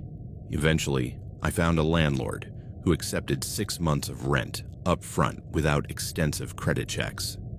Getting work without my established professional identity was nearly impossible. I couldn't use my previous portfolio, references, or even my real name. I ended up taking part-time jobs, waitressing, retail, anything that paid cash. The hardest part was the isolation. I had no friends, no family nearby, and I couldn't contact the people I loved without risking revealing my location. For the first time in my adult life, I was completely alone. But slowly, I started to rebuild. After 6 months, I hired a lawyer specializing in name changes to begin the legal process of creating a new identity. It took another 6 months, but eventually, I had legal documents allowing me to use a completely new name. With my new identity, I could open legitimate bank accounts, get a better apartment, and even start looking for work in my field again, though I had to build an entirely new portfolio from scratch. I also started therapy to process the trauma of having my identity stolen and my life destroyed. My therapist helped me understand that it wasn't my fault, that I had been a victim of a sophisticated form of digital abuse. After the first year, I allowed myself to create new social media accounts under my new identity. I was extremely cautious, maximum privacy settings, minimal personal information, limited photos. But I needed some digital presence for work and social connections. I also started cautiously making friends. I couldn't tell them about my previous life, but I could start building new relationships based on who I was now, not who I had been. The second year was better. I landed a full-time job at a small marketing agency. Not exactly the same work I'd done before, but in the same field. My new boss, Sandra, even remarked that there was something familiar about my work style, that it reminded her of a successful consultant she'd known years ago. I smiled and changed the subject, but I always kept watch. Every month, I searched for my old name on Google to see if Ghost had created new content or if the old videos were resurfacing. Gradually, the search results for Jessica Park filled with other people of the same name, diluting the concentration of damaging content. I also monitored my family's social media from afar, using fake accounts to check that they were safe. My sister had graduated from college. My mom had been promoted at the hospital. Monica had opened a second location for her yoga studio. Their lives had moved on without me. By the third year, I allowed myself to start dating again. I met a man named David in an art class, and after months of casual dating, it turned serious. I never told him about my previous life. I said I'd grown up in a small town and had come here for a fresh start, which was technically true, but keeping secrets about my past created distance in our relationship. David sometimes commented that I seemed to hold everything back, that I never talked about my family or college years. He was right, but there was no way to explain the truth without risking the safety I had so carefully built. As I entered my fourth year in my new city, I had started to relax. Ghost's videos had mostly disappeared from the top search results for my old name. I hadn't seen evidence of new activity. I had built a stable life under my new identity, but then I got a sign that Ghost hadn't completely forgotten me. I was checking my email one morning when I noticed a message in my spam folder that made my heart stop. It was from an address I recognized immediately: GhostFan 2024 at protonmail.com. The subject line read, "Jessica Project Updates." With trembling hands, I opened the email. "Dear former Jessica, I hope you've been enjoying your new life. I've been monitoring your progress from a distance, and I must admit I'm impressed by how thoroughly you've managed to reinvent yourself. Your new identity is convincing. Your new job is fulfilling. Your new relationship seems promising, though I note you're keeping significant secrets from your boyfriend. Don't worry. I don't plan to interfere with your new life. You've upheld your end of our agreement by disappearing completely, and I've upheld mine by allowing your previous identity to gradually fade. I'm writing simply to inform you of some recent developments that might interest you. First, I've significantly refined my techniques since our work together. I can now create fake content that's indistinguishable from real material, even under forensic analysis. The project with you was, in many ways, a beta test for far more sophisticated methods. Second, I've expanded my operations. I'm currently working with approximately 20 different subjects in various stages of digital transformation. Some have chosen to cooperate from the start. Others have required more. Persuasion. Third, and most relevant to you, I occasionally receive inquiries about your previous identity. Private investigators, journalists, even law enforcement agencies that have found connections between several of my projects. So far, I haven't shared any information about your current location, but these inquiries reminded me that we might need to have another conversation eventually. For now, keep enjoying your new life. You've earned your anonymity through your compliance, and I respect that. But remember, I'm always here, always watching, and I can always find you if it becomes necessary. Stay invisible, Ghost." The email terrified me, but also gave me crucial information. Ghost had been expanding his operations, victimizing other women using the techniques he had perfected on me. And now authorities were starting to connect the cases. I spent days deciding whether I should contact the authorities with this information. Ghost's email could be valuable evidence in a larger investigation, but contacting the police would risk exposing my location and new identity. Ultimately, I decided to send an anonymous tip to the FBI, including Ghost's email and all the information I had about his methods. I used a public computer at a library and a VPN to hide my location, but at least the information would be out there for investigators. 2 weeks later, I saw a news article that confirmed I'd made the right choice. Massive digital extortion operation dismantled by FBI. The article described the arrest of a 34-year-old man in Seattle, the the same city Marcus had identified during our investigation, charged with running a deepfake operation that had victimized over 100 women over a 5-year period. The suspect, identified as Kevin Morrison, had worked for multiple AI tech companies before starting his criminal operation. He had used advanced corporate tools to create convincing fake content, then blackmailed victims for money or forced them to disappear from their previous lives. According to the article, the investigation had started when multiple victims reported similar patterns of harassment. My anonymous tip had apparently provided crucial evidence that helped connect the cases. Morrison, aka Ghost, was sentenced to 15 years in federal prison on multiple counts of extortion, identity fraud, and distribution of non-consensual pornographic material. As I write this, it's been 4 years since I left Austin and 2 years since Ghost's arrest. My life in my new city has become truly mine. Not just an escape identity, but a real home. David and I got married last year. I eventually told him a simplified version of my story, that I had been a victim of severe cyber harassment and had to change my identity to escape. He didn't fully understand why I had been so secretive for so long, but he accepted my past and my continued need for privacy. I have a job I love at a marketing agency specializing in digital crisis management.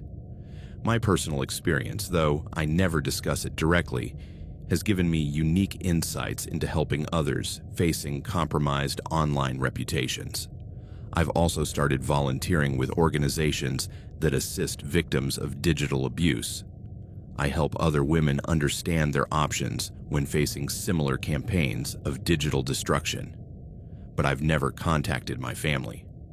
It's the hardest part of my new life. My sister is engaged now. I know because I occasionally check her social media from fake accounts. My mom retired and moved to a smaller condo. Monica sold her yoga studio and started an online training program. Their lives have moved on without me. And though Ghost is in prison, I'm still afraid that contacting them could somehow expose them to danger. The videos he created of me still exist somewhere on the internet. They've been pushed deep into search results, but they'll never fully disappear. Sometimes I fantasize about reaching out to my sister, explaining everything, maybe even visiting her. But then I remember that Ghost had accomplices who were never arrested, that he could have shared his methods and tools. The digital world is too dangerous to assume one person's arrest eliminates all threats. So I stay here, in the city whose name I'll never write, living under a name I chose rather than the one I was born with. It's not the life I planned, but it's a life I've built piece by piece, free from the digital shadow Ghost created. I'm writing this story as a warning to other women, and as evidence that it's possible to escape this kind of digital terror, even if it requires sacrificing everything you knew before. If you find yourself facing a similar campaign of digital destruction, remember, document everything, but don't assume the authorities can help immediately. Understand that your attacker may have resources and skills that outmatch your defenses. Consider that sometimes the only way to win is to refuse to play their game. Prepare an escape plan before it becomes necessary. And remember that your identity is more than your digital presence. You can rebuild, even if you have to start from nothing. The digital world has created new forms of terror that our laws and social systems are still learning to handle. Until they evolve, victims like me have to find our own ways to survive. I've survived. I've rebuilt. And though I'll never again be Jessica Park from Austin, Texas, I've become someone new who can live without fear. Sometimes that's enough. Sometimes it's all we can do.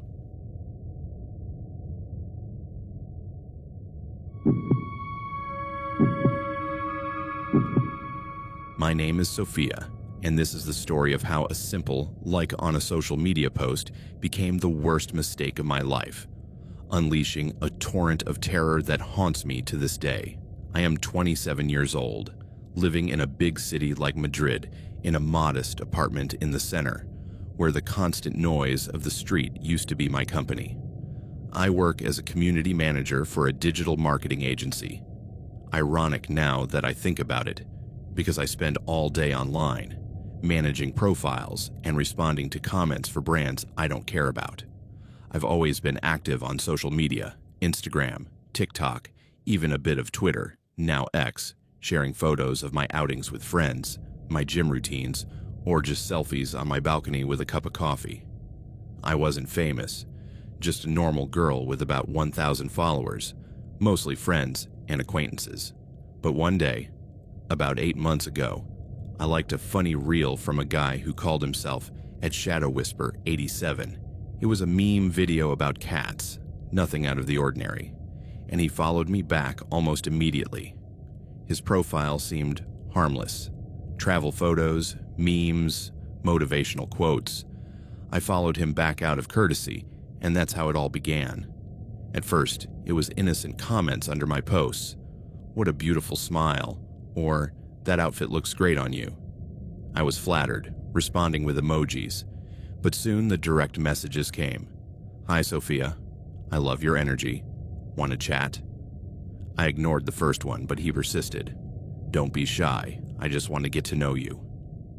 The suspense started there, subtle, like a drop of water falling in the dark, heralding a storm. The DMs became daily, then hourly. Good morning, princess. What's the plan for today? He shared details about my life I hadn't mentioned. Saw you went to the gym this morning. How was the workout? How did he know? I checked my stories.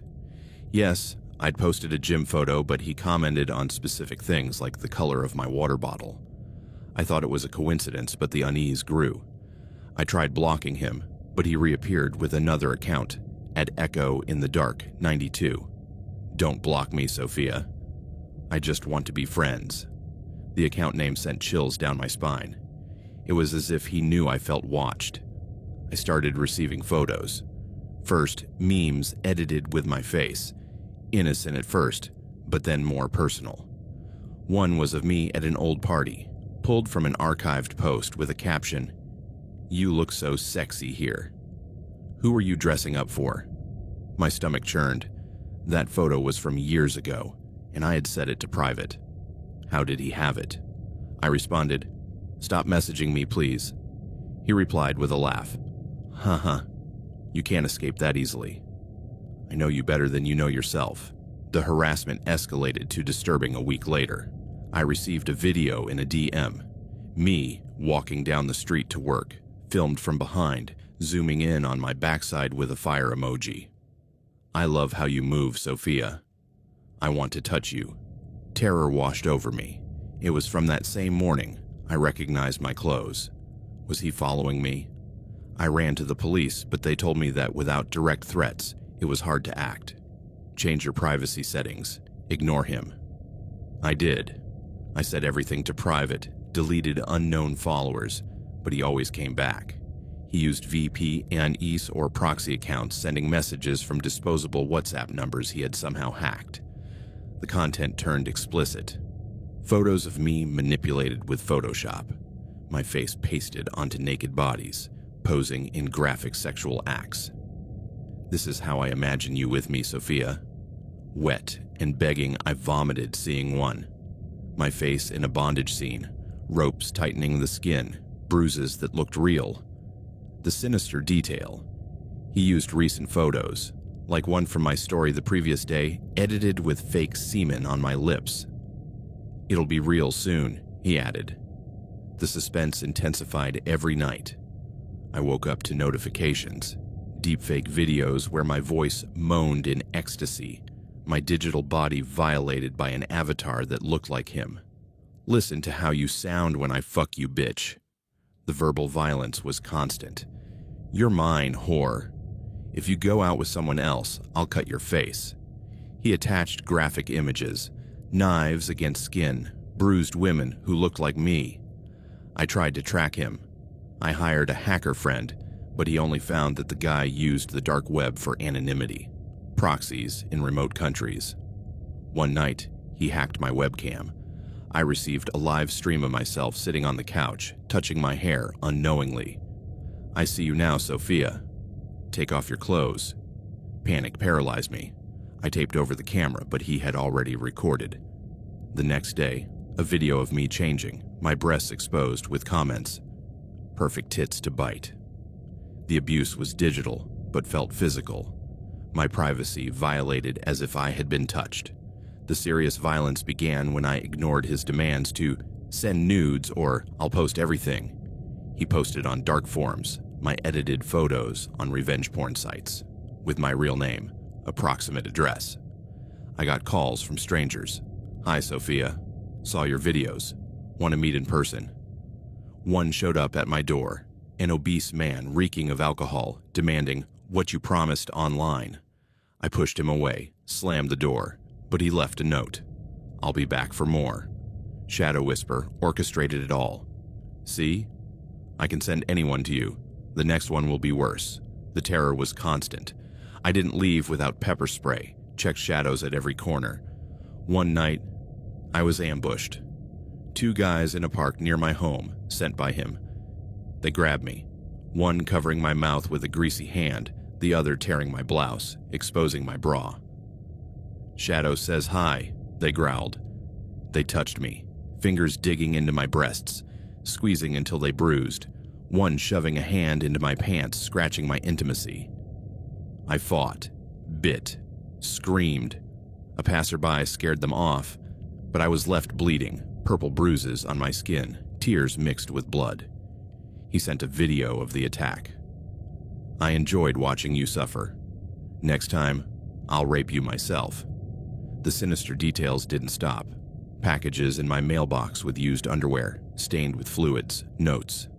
"Smells like you after fucking." Videos of real women being abused, with my face superimposed, strangled, beaten, raped with objects. "This will happen to you if you don't obey." I obeyed once, terrified. I sent a photo of myself in underwear. He used it for more deepfakes. Me being gangbanged, faces of pain distorted. The violence escalated to direct physical. He broke into my apartment, had cloned my key somehow. I woke up with him on top of me, a knife to my throat. "Hello, love."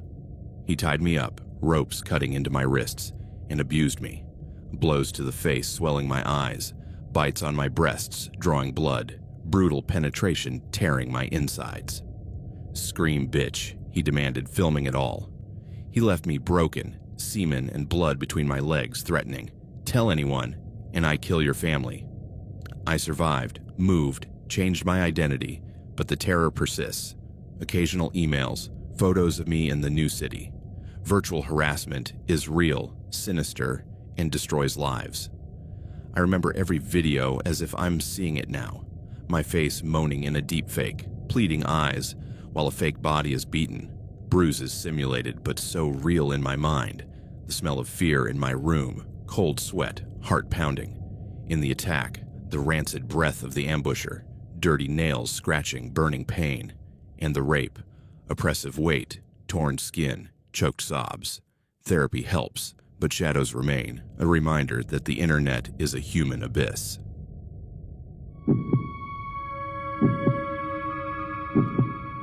My name is Elena Vasquez, and for 8 months, I lived under the obsessive gaze of someone who turned my daily existence into a constant nightmare. What began as seemingly casual encounters escalated into a terror that still wakes me at night, heart pounding, with the certainty that someone is watching me. I write this now, from the relative safety of my new home, because I need others to understand how a stranger can infiltrate your life so gradually that you don't realize the danger until it's almost too late. It was February when I first saw him, though at the time I didn't register it as significant. I worked as a librarian at the main branch in Denver, Colorado, a job I loved for its tranquility and the sense of being surrounded by knowledge. My days followed a comforting routine. Arrive at 8 in the morning, catalog new books, assist patrons, and close at 6 in the evening. That Tuesday morning, while organizing returned books at the circulation desk, I noticed a middle-aged man watching me from the newspaper section. It wasn't unusual. Many patrons observed staff while deciding if they needed help, but something about his gaze felt different. It was too intense, too focused, as if he were studying me rather than just looking. When our eyes met, he smiled and approached the desk. "Excuse me," he said in a soft voice with a slight accent I couldn't place.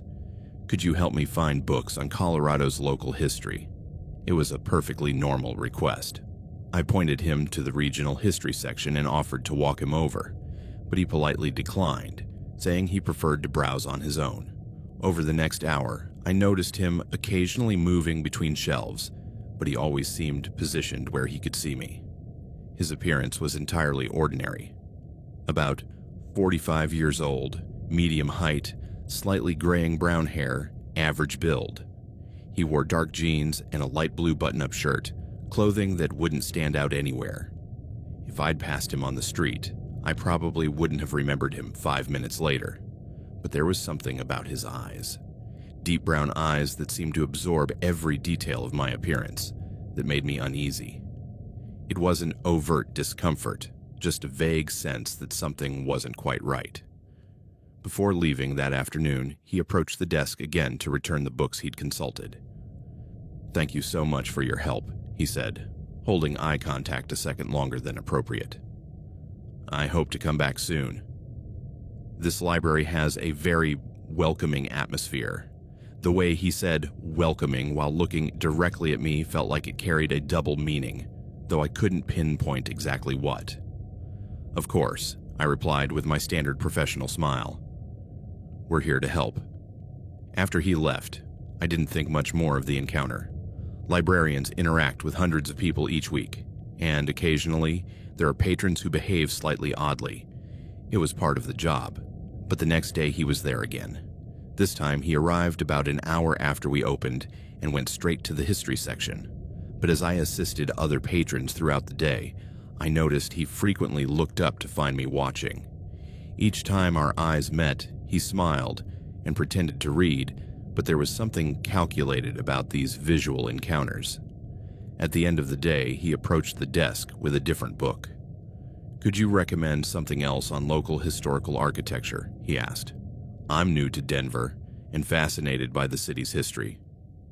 "Did you just move here?" I asked, trying to be polite while keeping the conversation professional. "Yes, for work," he replied, but he didn't specify what kind of work.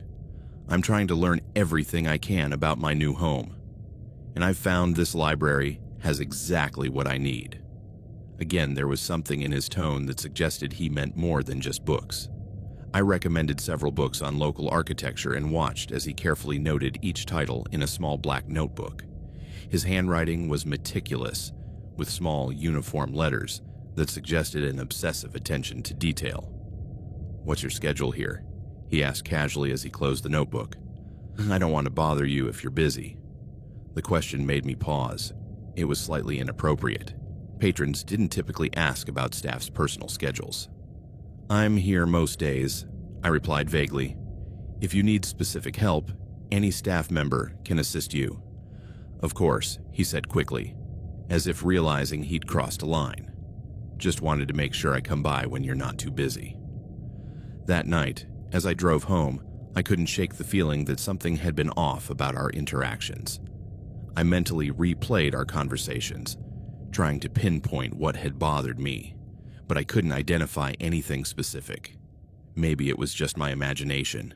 But over the next few days, he continued showing up daily, always polite, always with legitimate questions about books, always keeping an appropriate distance, but also always watching me, always positioning himself where he had a clear view of my work area, always finding reasons to approach the desk when other patrons weren't around.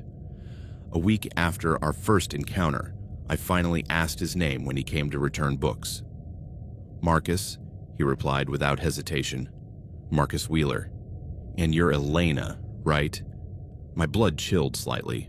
I'd never told him my name, and though I wore a name tag, most patrons didn't pay attention to staff names unless they specifically needed to remember them. "Yes," I confirmed, keeping my voice neutral. How? Your name tag, he explained quickly, pointing to my chest. Elena Vasquez. It's a beautiful name.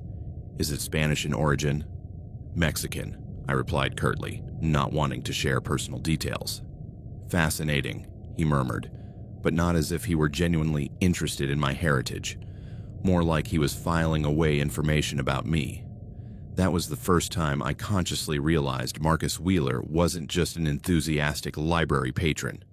There was something more deliberate in his behavior, something more focused on me specifically than on the library's resources.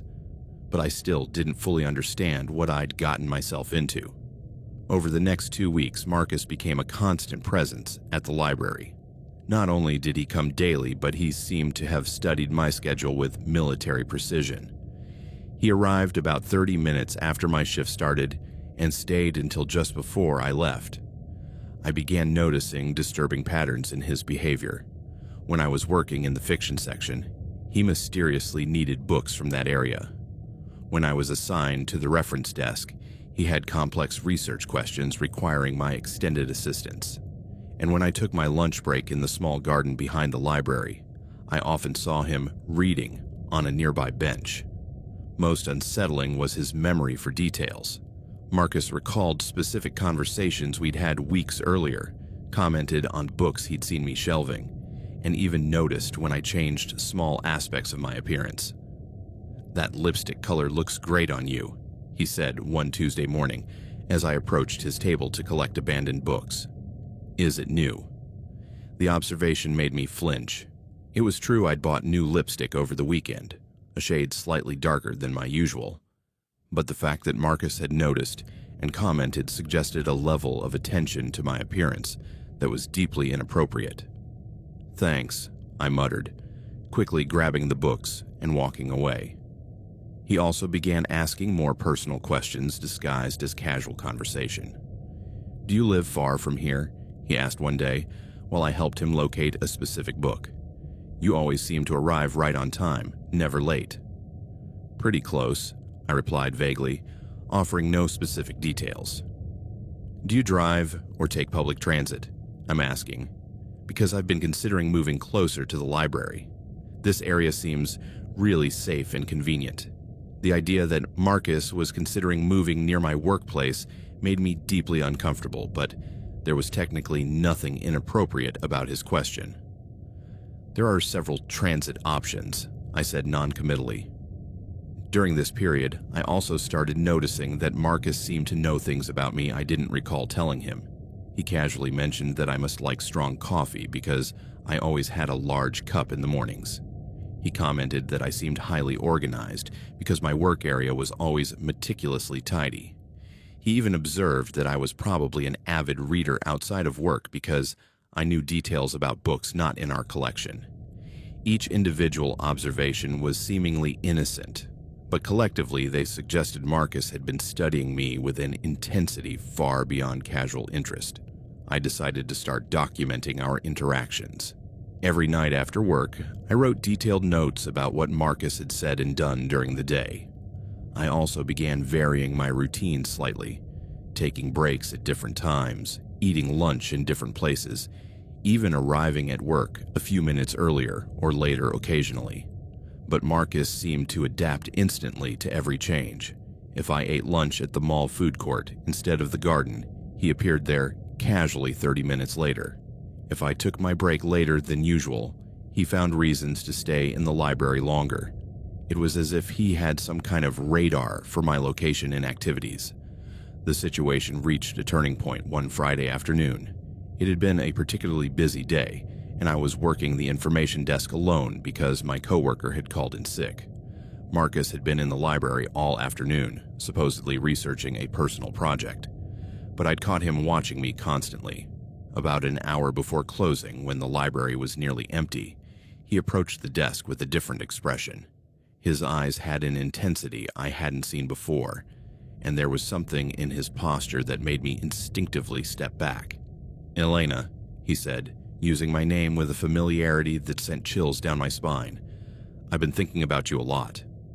"Excuse me," I replied, trying to keep my voice professional but firm. "Over these weeks of coming here, I've really come to appreciate our conversations. You're a very special person, and I think we have a genuine connection. My heart began to race. This was exactly the conversation I'd been dreading. Mr. Wheeler, I said, deliberately using his last name to reestablish professional boundaries. I appreciate that you enjoy coming to the library, but my job is to help all patrons equally. I don't think it's appropriate. I understand you have to be professional at work, he interrupted, leaning slightly over the counter. But I was wondering if you'd like to grab coffee with me sometime. Outside of work, of course, as friends. I'm sorry, but that's not something I do, I replied firmly. I prefer to keep my personal and professional lives separate. For a moment, his friendly expression wavered, and I could see something darker underneath. His eyes hardened slightly, and his smile became tighter. Of course, he said after a pause that lasted a second too long. I understand completely. Just thought it was worth asking, but the tone of his voice suggested he didn't understand at all, and that my rejection had bothered him more than he was willing to admit. He walked away from the desk without saying goodbye, and for the first time in weeks, he left the library before my shift ended. That night, as I drove home, I realized I'd been holding my breath throughout the conversation. Rejecting Marcus's invitation had been necessary, but I had a sinking feeling it had escalated the situation rather than resolved it. And I was right. After rejecting Marcus's invitation, I hoped he would reduce his visits to the library, or at least be less intense in his observations. Instead, his behavior became more calculated and more invasive. He began appearing in places outside the library. The first time was at the grocery store where I did my weekly shopping. It was a Saturday morning, and I was choosing between coffee brands when I saw him at the end of the aisle, seemingly studying cereals. When he saw me looking, he smiled and approached. "Elena." "What a coincidence running into you here," he said, with a cheerfulness that sounded forced. "Is this your usual grocery store?" "I come here occasionally," I lied, though I'd been shopping there every week for the past 3 years. "I'm still exploring different options in the area," he explained, though his cart was nearly empty except for a box of cereal he'd clearly grabbed at random. "Still figuring out where the best stores are." For the next 15 minutes, Marcus casually appeared in every aisle I visited. When I was buying produce, he was examining apples. When I needed cleaning supplies, he was comparing detergents. And when I finally went to the checkout, he got in line directly behind me. "Do you cook a lot?" he asked, eyeing my groceries. "Looks like you enjoy making healthy meals." The invasion of my privacy, scrutinizing my eating habits through my purchases, made me feel violated in a way I couldn't fully explain. "I try to eat well," I replied curtly, avoiding eye contact. After paying, I headed quickly to my car, but Marcus followed me into the parking lot. "Elena," he called as I loaded my bags. "I hope you don't think I'm following you." This really was a coincidence. The way he said following suggested he'd considered that exact word before mentioning it. "Of course," I said, though I didn't believe it at all. "It's just, well, living in a new city can be lonely," he continued, positioning himself between my car and the shopping cart, so I'd have to pass close to him to leave. "And when you meet someone as nice as you, it's natural to want to keep that connection." "I understand," I said, carefully maneuvering around him to reach my driver's door. "Have a good day." I pulled out of the parking lot quickly, but in my rearview mirror, I could see Marcus standing by his car watching me leave. A week later, I saw him again, this time at the coffee shop where I occasionally grabbed my morning coffee before work. I arrived earlier than usual, around 7:15 in the morning, hoping to avoid crowds, and there was Marcus sitting at a table near the window with a perfect view of the entrance. "Good morning, Elena," he greeted when I walked in, as if we'd planned to meet there. This time I didn't pretend it was a coincidence. "Marcus, why are you here?" I asked directly. "Why is anyone here?" he replied with a smile that didn't reach his eyes. "For the coffee. It's really excellent." But when I glanced at his table, he'd been there long enough to finish at least 2 cups, suggesting he'd arrived well before me and had been waiting. I ordered my coffee quickly and headed for the exit, but Marcus stood and followed me. "Elena, can you talk to me for a moment?" "I have to get to work," I said without stopping.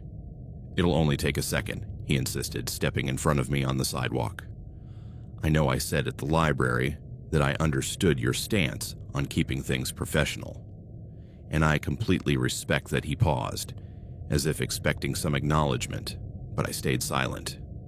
"But I feel like maybe you misunderstood me," he continued. "I'm not trying to pressure you into anything romantic. I just thought we could be friends. I'm new in town, and you're one of the few people I've met who seems genuine."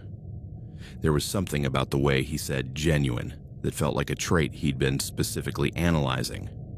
"Marcus," I said, trying to keep my voice firm but not hostile, "I'm uncomfortable with how often we're running into each other outside of work." "Uncomfortable," he repeated, and for a moment I saw a flash of something darker in his expression. "Why would you be uncomfortable?" I haven't done anything inappropriate. Technically, he was right, and that was part of what made it so frustrating. He hadn't done anything overtly threatening or illegal, but the accumulation of coincidences and his constant intensity had created an atmosphere of invasion I couldn't legally articulate. "I just prefer to keep clear boundaries," I said. "I'm sure you can understand that." "Of course," he replied, but his smile had grown tighter. "Clear boundaries." I understand perfectly. I walked away quickly, but I could feel his eyes following me until I turned the corner to my car. That night, I began changing my routines more deliberately. I started grocery shopping at a different store across town. I switched coffee shops, choosing one that required a 15-minute detour from my usual route to work. I even varied my lunch hours and walking routes during breaks. But Marcus seemed to adapt to every change. He appeared at my new coffee shop. I saw him exploring the area near my new grocery store, and even when I took entirely different walking routes, I often had the sense I was being watched, though I couldn't always see him directly. That's when I realized my casual encounters with Marcus weren't coincidences at all. Somehow he was tracking my movements and anticipating my activities. But how? The answer to how Marcus was tracking my movements came in a way I hadn't anticipated. I was organizing my purse one night after work when I found something I didn't recall putting there. A small black device the size of a coin tucked into the inner zippered pocket where I kept my spare keys. At first, I thought it was a button or some accessory that had come loose from my clothing, but upon closer inspection, I could see tiny LED lights and what looked like a miniature antenna. It was clearly some kind of electronic device. With trembling hands, I searched online for small black tracking device and immediately found images of similar commercially available GPS trackers. According to the specs I found, these devices could track real-time location and had battery lives of several weeks. Marcus had been literally following me, not just showing up at the same places by coincidence. I immediately called the police to report what I'd found. The officer who responded, Detective Sarah Kim, took the device as evidence and asked me detailed questions about Marcus and our interactions. "When do you think he might have placed this in your purse?" Kim asked while documenting the device. "I'm not sure," I admitted. "I keep my purse with me most of the time, but there are moments at work when I leave it at my desk or when I go to the bathroom." "And this Marcus Wheeler has access to your work area?" "Yes, the library is a public space. Anyone can walk up to the desk when it's unattended." Kim explained that while placing a tracking device on someone's personal property without consent was technically illegal, it would be hard to prosecute without direct evidence of who had done it. "Are there security cameras in the library?" she asked. "Yes, but they're not constantly monitored, and I don't know if they cover the information desk area. We'll review the footage and see if we can find evidence of Wheeler placing the device," Kim told me. "In the meantime, I want you to document every interaction you have with him. Dates, times, locations, witnesses, if any, and call me immediately if he approaches you in any way." She also advised me to completely change my routines and consider taking time off work if possible. Cases like this often escalate, she warned. If he's willing to commit a crime to track you, he's likely planning something more serious. I couldn't sleep that night. The idea that Marcus had been monitoring every move I made for weeks made me feel violated in a way I'd never experienced. Every place I'd visited, every routine I'd followed, every moment of privacy I thought I'd had, it had all been an illusion. The next day, I spoke with my supervisor at the library, Margaret Chen, about the situation. Margaret had been a librarian for over 20 years and had dealt with problematic patrons before, but even she seemed concerned by Marcus's description. "We'll ban him from the library immediately," she told me, "and I'll have security review footage from the past few months to see if we can identify when he placed the device." "What if he comes anyway?" I asked. "We have protocols for that. Security will escort him out, and if he resists, we'll call the police." But Margaret also suggested I consider temporarily transferring to another library branch until the situation was resolved. "Your safety is more important than maintaining your usual workstation," she said. That same afternoon, Detective Kim called me with a disturbing update. "We reviewed the library's security footage," she said. "We found multiple instances of Wheeler approaching your desk when you weren't there, but the cameras don't capture a clear angle of him touching your purse." "Does that mean you can't arrest him?" "It means we need more evidence. The tracking device is proof of a crime, but without clear video of him placing it, a prosecutor might struggle to make the case." Kim also gave me more troubling news. "We investigated Marcus Wheeler using the information you provided. His registered address is fake. It's a vacant lot. His phone number leads to a prepaid service, and there are no employment records for anyone by that name in the Denver area." "What does that mean?"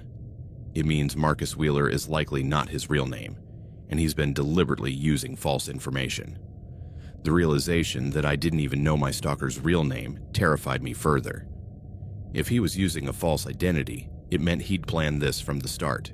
He wasn't an obsessive admirer who had gradually escalated. He was a predator who had specifically chosen to target me.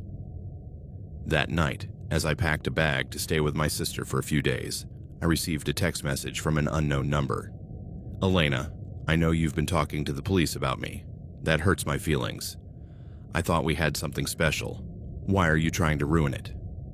I immediately forwarded the message to Detective Kim and added the number to my blocked contacts. But the ease with which he'd obtained my phone number, information I'd never given him, made me realize he knew far more about me than he'd revealed. How much personal information did Marcus have? Did he know my address, my work history, the names of my family members? And if he was willing to use a false identity and illegal tracking devices, what else was he willing to do? After blocking the number Marcus had texted from, I hoped he would realize his behavior was unacceptable and stop. Instead, he escalated in ways I hadn't anticipated. Messages began arriving from different numbers, sometimes several a day. "Elena, I don't understand why you're ignoring me. I just want to talk to you. I've been thinking about you constantly. Can't you feel our connection? The police can't protect you from your own feelings. I know you feel something for me, too." Each message came from a different number, suggesting Marcus had access to multiple phones or services that allowed him to change numbers easily. I blocked each one, but new ones kept appearing. But the text messages were just the beginning. I started receiving deliveries I hadn't ordered. Flowers with cards that read, "To Elena, with eternal love." Expensive chocolates with notes about how he'd noticed I liked dark chocolate. Even clothing, blouses and dresses in my exact size, with cards describing how he imagined me wearing them. Each delivery included details about my preferences that only someone meticulously observing me could know. One note mentioned seeing that I preferred coffee over tea. Another described how I mostly wore blues and greens. One particularly disturbing note detailed how he'd observed I liked to read during my lunch breaks. Most terrifying was that all the deliveries arrived at my apartment. Though I'd never given Marcus my address, and had done everything possible to keep my personal information private. Things also started appearing on my car. One morning, I found flowers on my windshield. Another time, there was a note slipped under my wiper that read, "Your car is beautiful, just like you. Hope I can take you for a ride someday." These invasions required Marcus to know not only where I lived, but also what car I drove and where I parked it regularly. The level of surveillance this implied was terrifying. Detective Kim increased patrols around my apartment and advised me to install security cameras, but she also warned me that Marcus was growing bolder. Typically, when stalkers start leaving gifts and messages on private property, it's an indication they're escalating toward direct physical contact, she explained.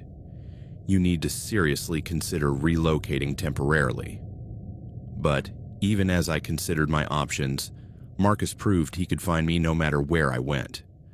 I decided to stay with my sister Anna in the suburbs for a few days, hoping the distance and unfamiliar location would give me some relief. Anna lived in a gated apartment complex with controlled entry, which seemed far safer than my own apartment. The second day there, Anna received a call on her landline, a number listed in phone directories but rarely used for personal calls. "Hello?" "Ana Vasquez," said a male voice I immediately recognized as Marcus's. "Sorry to bother you, but I'm trying to reach your sister Elena. It's very important that I speak with her." Anna looked at me in panic before responding. "I'm sorry, but I can't help you with that." "I understand your loyalty to your sister," Marcus continued, his voice maintaining a reasonable tone that somehow made it more threatening.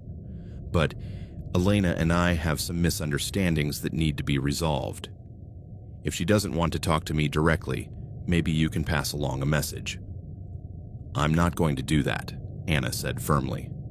"The message is simple," Marcus continued, ignoring Anna's refusal. "Tell her I love her more than she can probably understand. And I'm not going to give up on what we have just because she's confused right now."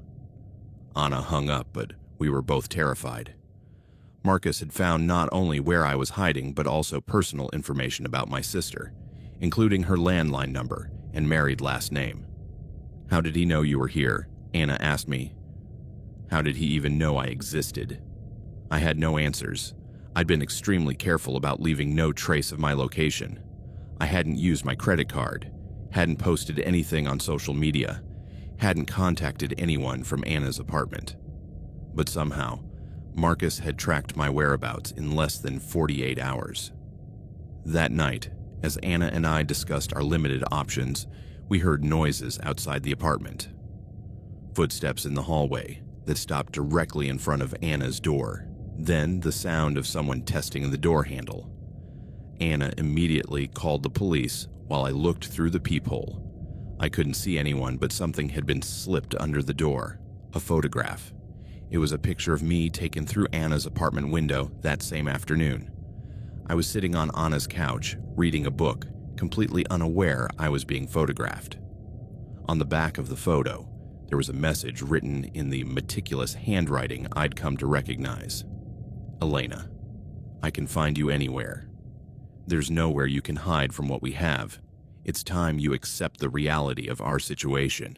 Marcus had been surveilling Anna's apartment, had known exactly where I was and what I was doing, and had gotten close enough to take detailed photographs without being detected. When the police arrived 20 minutes later, there was no one in the area.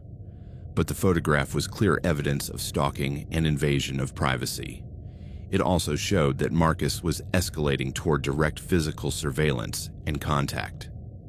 "This is serious," the responding officer told me. "This individual clearly has resources and skills beyond typical stalking. You need to consider that you might be dealing with someone with training in surveillance or investigation." That night, Anna and I packed quickly and left for a hotel, but as we drove through the city, I couldn't shake the feeling we were being followed. Every car behind us seemed suspicious. Every shadow in the hotel parking lot seemed to hide a threat. Marcus had proven he could find me anywhere, that he had access to personal information that should have been private, and that he was willing to threaten my family to get to me. For the first time, I began to wonder if I would ever be truly safe while he remained free. Over the next week, I stayed in different hotels each night, using cash to avoid leaving credit card traces. Detective Kim had issued a protective order against Marcus Wheeler, though that likely wasn't his real name, but without being able to locate him, the order was practically useless. I also began working with a personal security specialist, James Morrison, who had experience with high-risk stalking cases. Morrison reviewed all the evidence we'd gathered and came to unsettling conclusions. This individual has sophisticated technical skills and considerable financial resources, he explained during a meeting at his office. The tracking device he placed in your purse is professional-grade equipment costing several $100s. The ease with which he obtained personal information about you and your sister suggests access to private databases or commercial investigation services. What does that mean? It means he's likely not just a random obsessive. He could be someone with training in investigation, law enforcement, or even intelligence. Or he might have hired professional services to help him track you. Morrison also analyzed Marcus's communication patterns and gave me troubling news. The messages he's been sending show signs of erotomanic delusion, he told me. He genuinely believes you have a relationship and that you're simply confused about your feelings. This type of delusion is particularly dangerous because the perpetrator can interpret any response, even resistance, as evidence that the relationship is real. What can I do? In the short term, continue avoiding any predictable patterns. Change locations frequently, use cash, and keep contact with family and friends to a minimum until he's caught. In the long term, Morrison paused. In the long term, you may need to consider relocating permanently. The idea that Marcus could force me to abandon my life completely filled me with anger alongside the fear. I'd worked for years to build my career in Denver. I had friends, a routine, a life I loved. Why should I be the one to flee?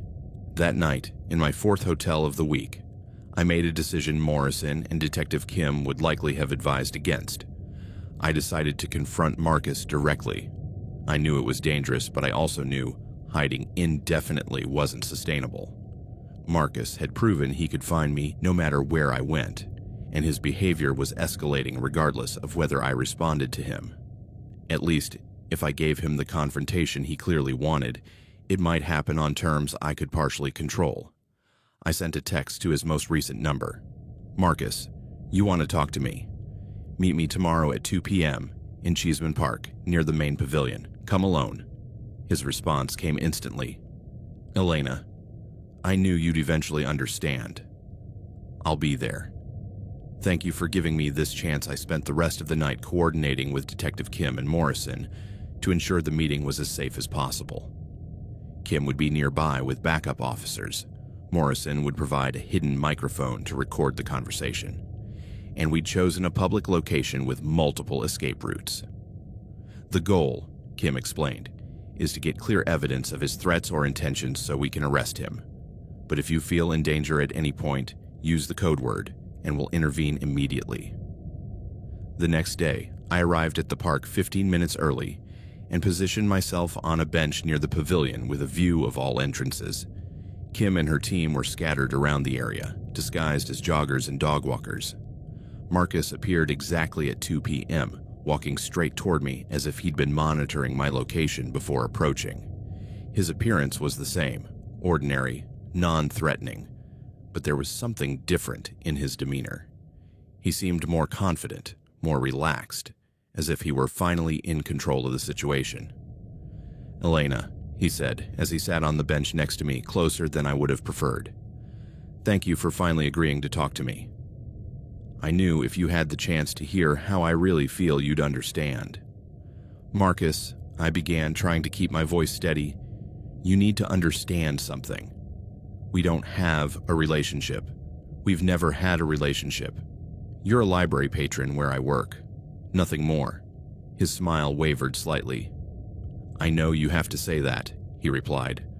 I understand. You are probably confused by the intensity of what we have. It's natural to feel overwhelmed when someone loves you as completely as I love you. You don't love me, I said firmly. You don't know me. You've been stalking me, tracking me, invading my privacy. That's not love, stalking you, he repeated, and his expression hardened. Elena, everything I've done has been to protect you and care for you. I've been watching you because I want to know you completely. I've been sending you gifts because I want to make you happy. How can you call that stalking? Because I never asked for any of those things, I replied. Because you violated my privacy, put a tracking device in my belongings, threatened my sister. I didn't threaten your sister, he interrupted, his voice growing tenser. I was simply trying to reach you through her when you were hiding from me. Hiding. Marcus, I was trying to feel safe. Safe from what? He asked, leaning closer. Safe from someone who loves you more than anyone ever has.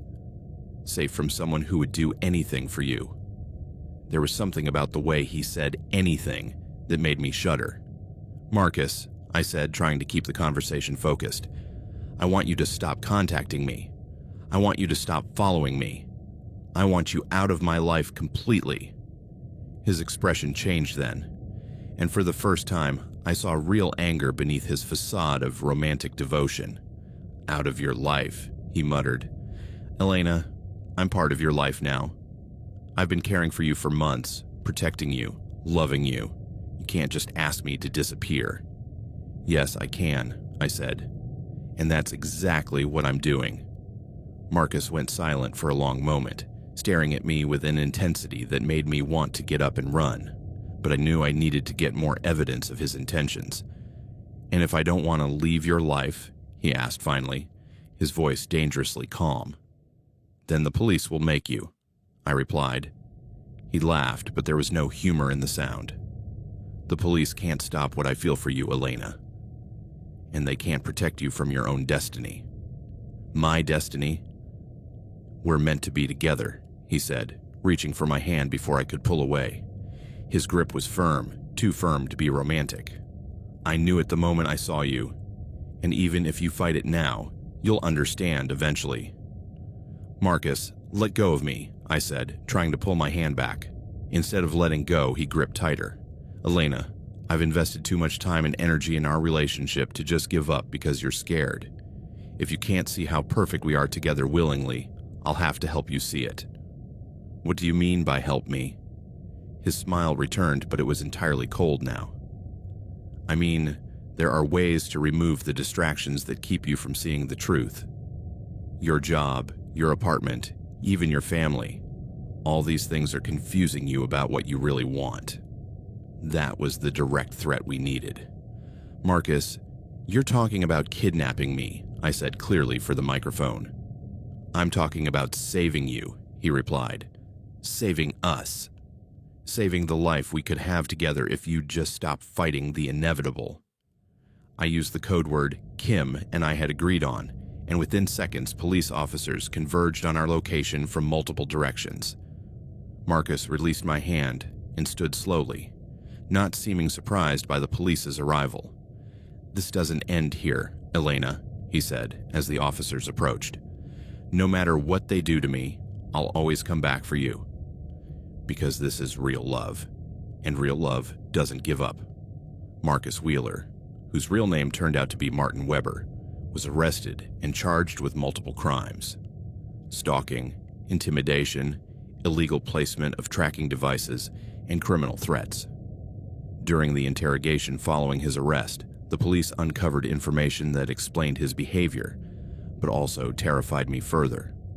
Martin Weber was a former private investigator who had lost his license 3 years earlier for unethical conduct while investigating a child custody case. He had been accused of overstepping his authorization, specifically by harassing a divorced mother he'd been investigating for her ex-husband. His MO in that case was virtually identical to what he did to you, Detective Kim explained during a meeting after the arrest. Extensive surveillance, collecting personal information, gradual escalation toward direct contact. The difference is that this time he didn't have a client paying him. He was doing it for his own obsession. Kim also revealed details about how Martin had been able to track me so effectively. He had a home office filled with professional surveillance equipment, she told me. Long-range cameras, tracking devices, communication interception gear, even computer programs for monitoring social media and public databases. We also found evidence he'd been tracking you long before he showed up at the library. He had photos of you dating back to January, over a month before your first casual encounter. The idea that Martin had been watching me for weeks before I even knew he existed made me feel nauseous. Every moment of privacy I thought I'd had during those months had been an illusion. How did he choose me? I asked. According to documents we found, he'd been specifically targeting women who worked alone in public-facing jobs, librarians, receptionists, teachers. He had files on at least 6 other women in the Denver area. You were the one he ultimately decided to pursue. Kim showed me photographs of Martin's office taken during the search. The walls were covered with images of me, photos taken from a distance as I walked to work, pictures of my car, even photographs of my apartment taken from nearby buildings. He'd created an obsessive shrine dedicated to studying every aspect of my life. But the most disturbing was a notebook he'd kept, detailing his observations about me. Page after page of meticulous notes about my habits. Elena prefers coffee over tea. Observed purchasing latte at 7:45 a.m. on Tuesdays and Thursdays. Elena reads during lunch breaks, typically literary fiction, rarely non-fiction. Elena avoids direct eye contact with unfamiliar men, possible past trauma, or natural shyness. He'd cataloged everything, from my food preferences to patterns in my clothing, to theories about my personal psychology. It was as if he'd been trying to crack a code, using every piece of information to build a comprehensive understanding of who I was. We also found evidence he'd been planning further escalations, Kim continued. He had detailed maps of your apartment, schedules of your family members, even information about your employer. If we hadn't arrested him when we did... She didn't finish the sentence, but the implication was clear. Even with all this evidence, Kim warned me that the legal system had limitations. Weber is being held without bail due to the nature of the threats he made, she explained. But depending on how the case proceeds, he could be facing anywhere from several months to several years in prison. And eventually, he'll be released. What happens then? We hope the legal intervention and possibly psychiatric therapy will deter him from contacting you again. But in cases of obsession at this level... Kim paused. In cases like this, there's often recidivism. That reality hit me hard. Even if Martin was convicted and sent to prison, he would eventually get out. And based on everything I'd learned about his personality, prison likely wouldn't eliminate his obsession with me. It might even intensify it. Morrison, the personal security specialist, was more blunt about my long-term options. Elena, you need to understand that individuals like Martin Weber typically don't get over their obsessions, he told me during a consultation after the arrest. They can be temporarily deterred by legal consequences, but the psychological structure that creates this kind of behavior generally remains intact. What are you telling me? I'm telling you that when he's released, whether it's in 6 months or 6 years, he's likely to resume some form of obsessive behavior toward you. It might be more subtle next time, more careful to avoid actions that would send him back to prison. But the core obsession will probably remain. Morrison recommended I consider permanent relocation, changing my name, moving to another state, starting a new career in a different field. I know it sounds extreme, he said, but in cases of obsessive stalking at this level, it's sometimes the only way to ensure long-term safety. The idea that Martin Weber could force me to abandon my entire identity filled me with an anger almost as intense as the fear I'd been feeling. I'd worked for years to build my life in Denver. I had a career I loved, friends I valued, a routine and home that made me happy. Why should I be the one to sacrifice everything because a stranger had developed a sick obsession with me? But I also understood the practical logic of Morrison's recommendation. Martin had demonstrated sophisticated skills in tracking and manipulating situations. He'd been willing to commit serious crimes to sustain his obsession, and he'd stated directly that he wouldn't give up, no matter the legal consequences. If I wanted a life truly free from constant fear, I might have to become an entirely different person. Over the next few weeks, while Martin Weber remained in custody awaiting his sentencing hearing, I tried to return to some version of normalcy. I went back to my job at the library, moved back into my apartment, though with significantly upgraded security systems, and tried to re-establish routines that made me feel in control of my life again. But the sense of normalcy was largely an illusion. Every unexpected noise made me jump. Every man who approached the information desk made me subconsciously evaluate whether he could be a threat. And every night before going to bed, I checked the locks on my doors and windows multiple times. The trauma of 8 months of intense stalking didn't vanish simply because the perpetrator had been arrested. I also began receiving letters from Martin in jail. Despite legal orders prohibiting him from contacting me, he'd found ways to get messages through. They came through other inmates who wrote the letters but clearly conveyed Martin's words, or sometimes through his attorney under the pretense of clarifying misunderstandings about the case. Each letter followed the same pattern: declarations of eternal love, insistences that I'd misunderstood his intentions, and promises that when he was released, he'd prove how perfect we were for each other. Dearest Elena, read one letter that arrived through his legal representation. I hope you understand that everything I've gone through during these months in custody has been out of love for you. Every day I spend here only strengthens my determination to build a beautiful life together when this is over. I know you're probably confused by outside influences, the police, your family, even your own fear, but in your heart, you know what we have is real and special. I've been using this time to plan our future. When I'm released, we'll have the chance to start fresh, somewhere no one can interfere with our love. Each letter was a mix of romantic declarations and implicit threats that reminded me Martin hadn't given up his obsession. If anything, the forced separation seemed to have intensified his delusion.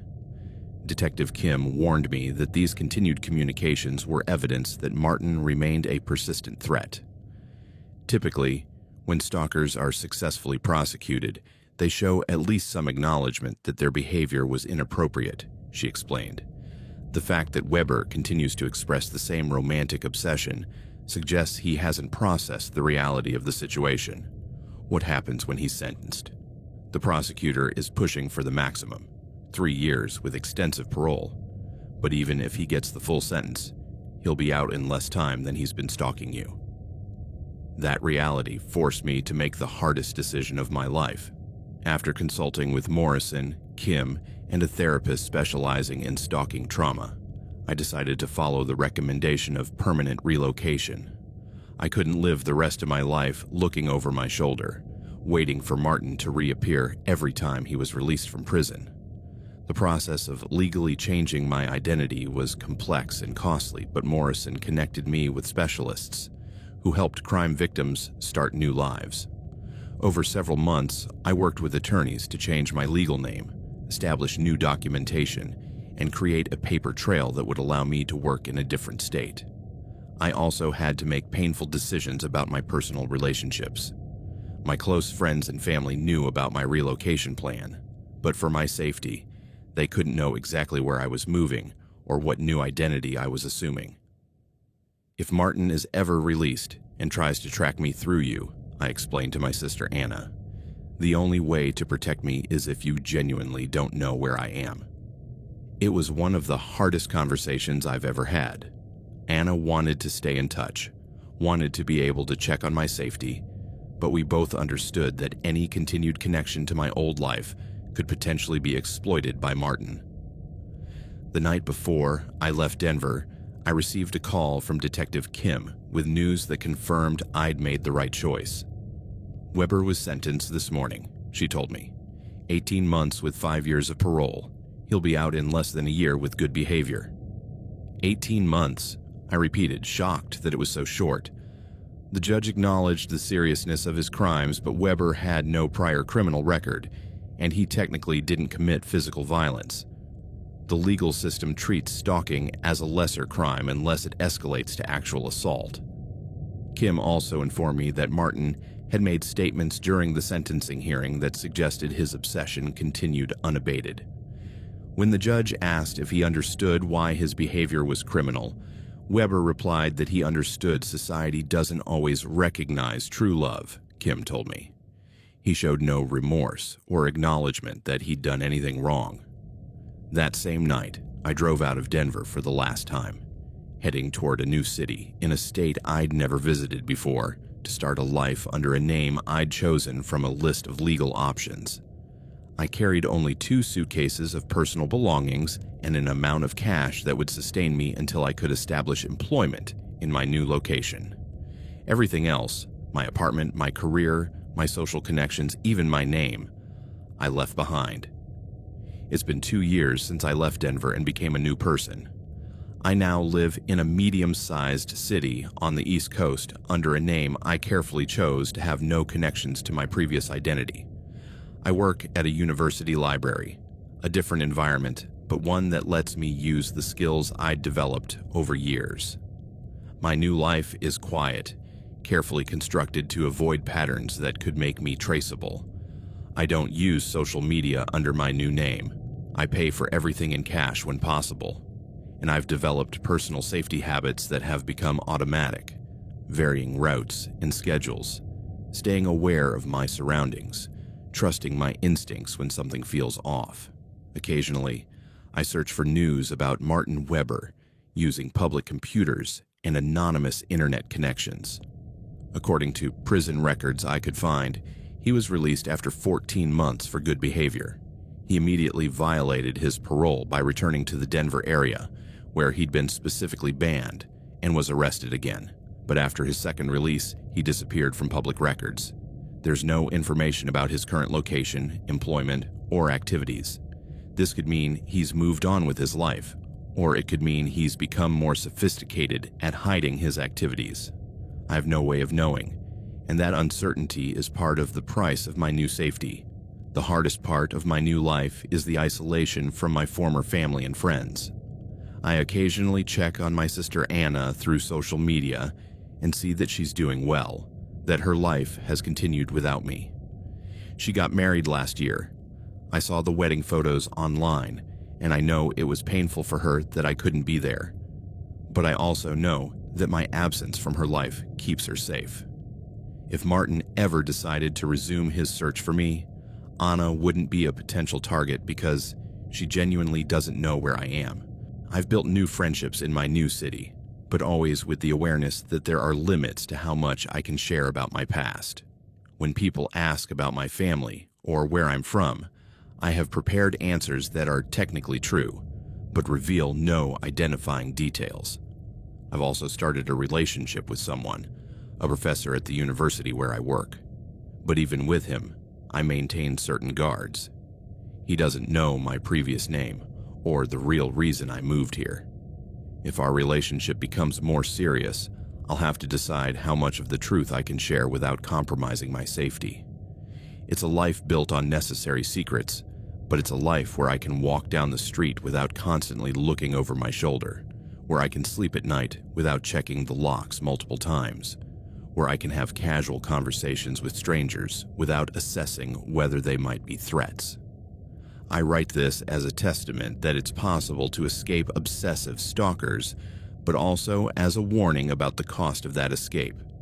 Martin Weber didn't kill me, didn't kidnap me, technically never physically harmed me, but he forced me to kill the person I was before and be reborn as someone entirely new.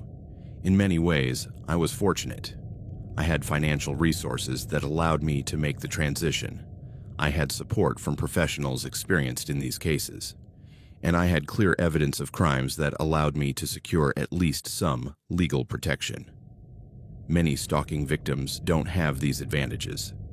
They're trapped in situations where they can't escape geographically, where the legal system can't protect them effectively, or where the stalkers have resources and determination that outmatch any practical defense.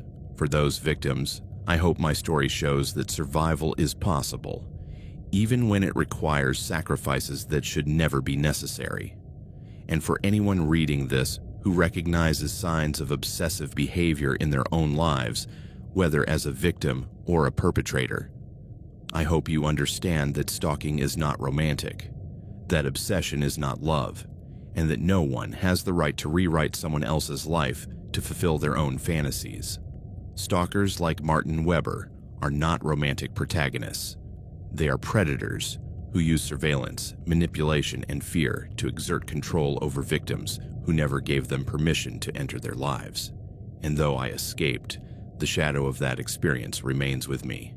In my new life, in my new name, with my new identity, there's always a part of me that's on alert, waiting, preparing for the possibility that one day, a stranger in a library or coffee shop might look at me too long and with too much intensity.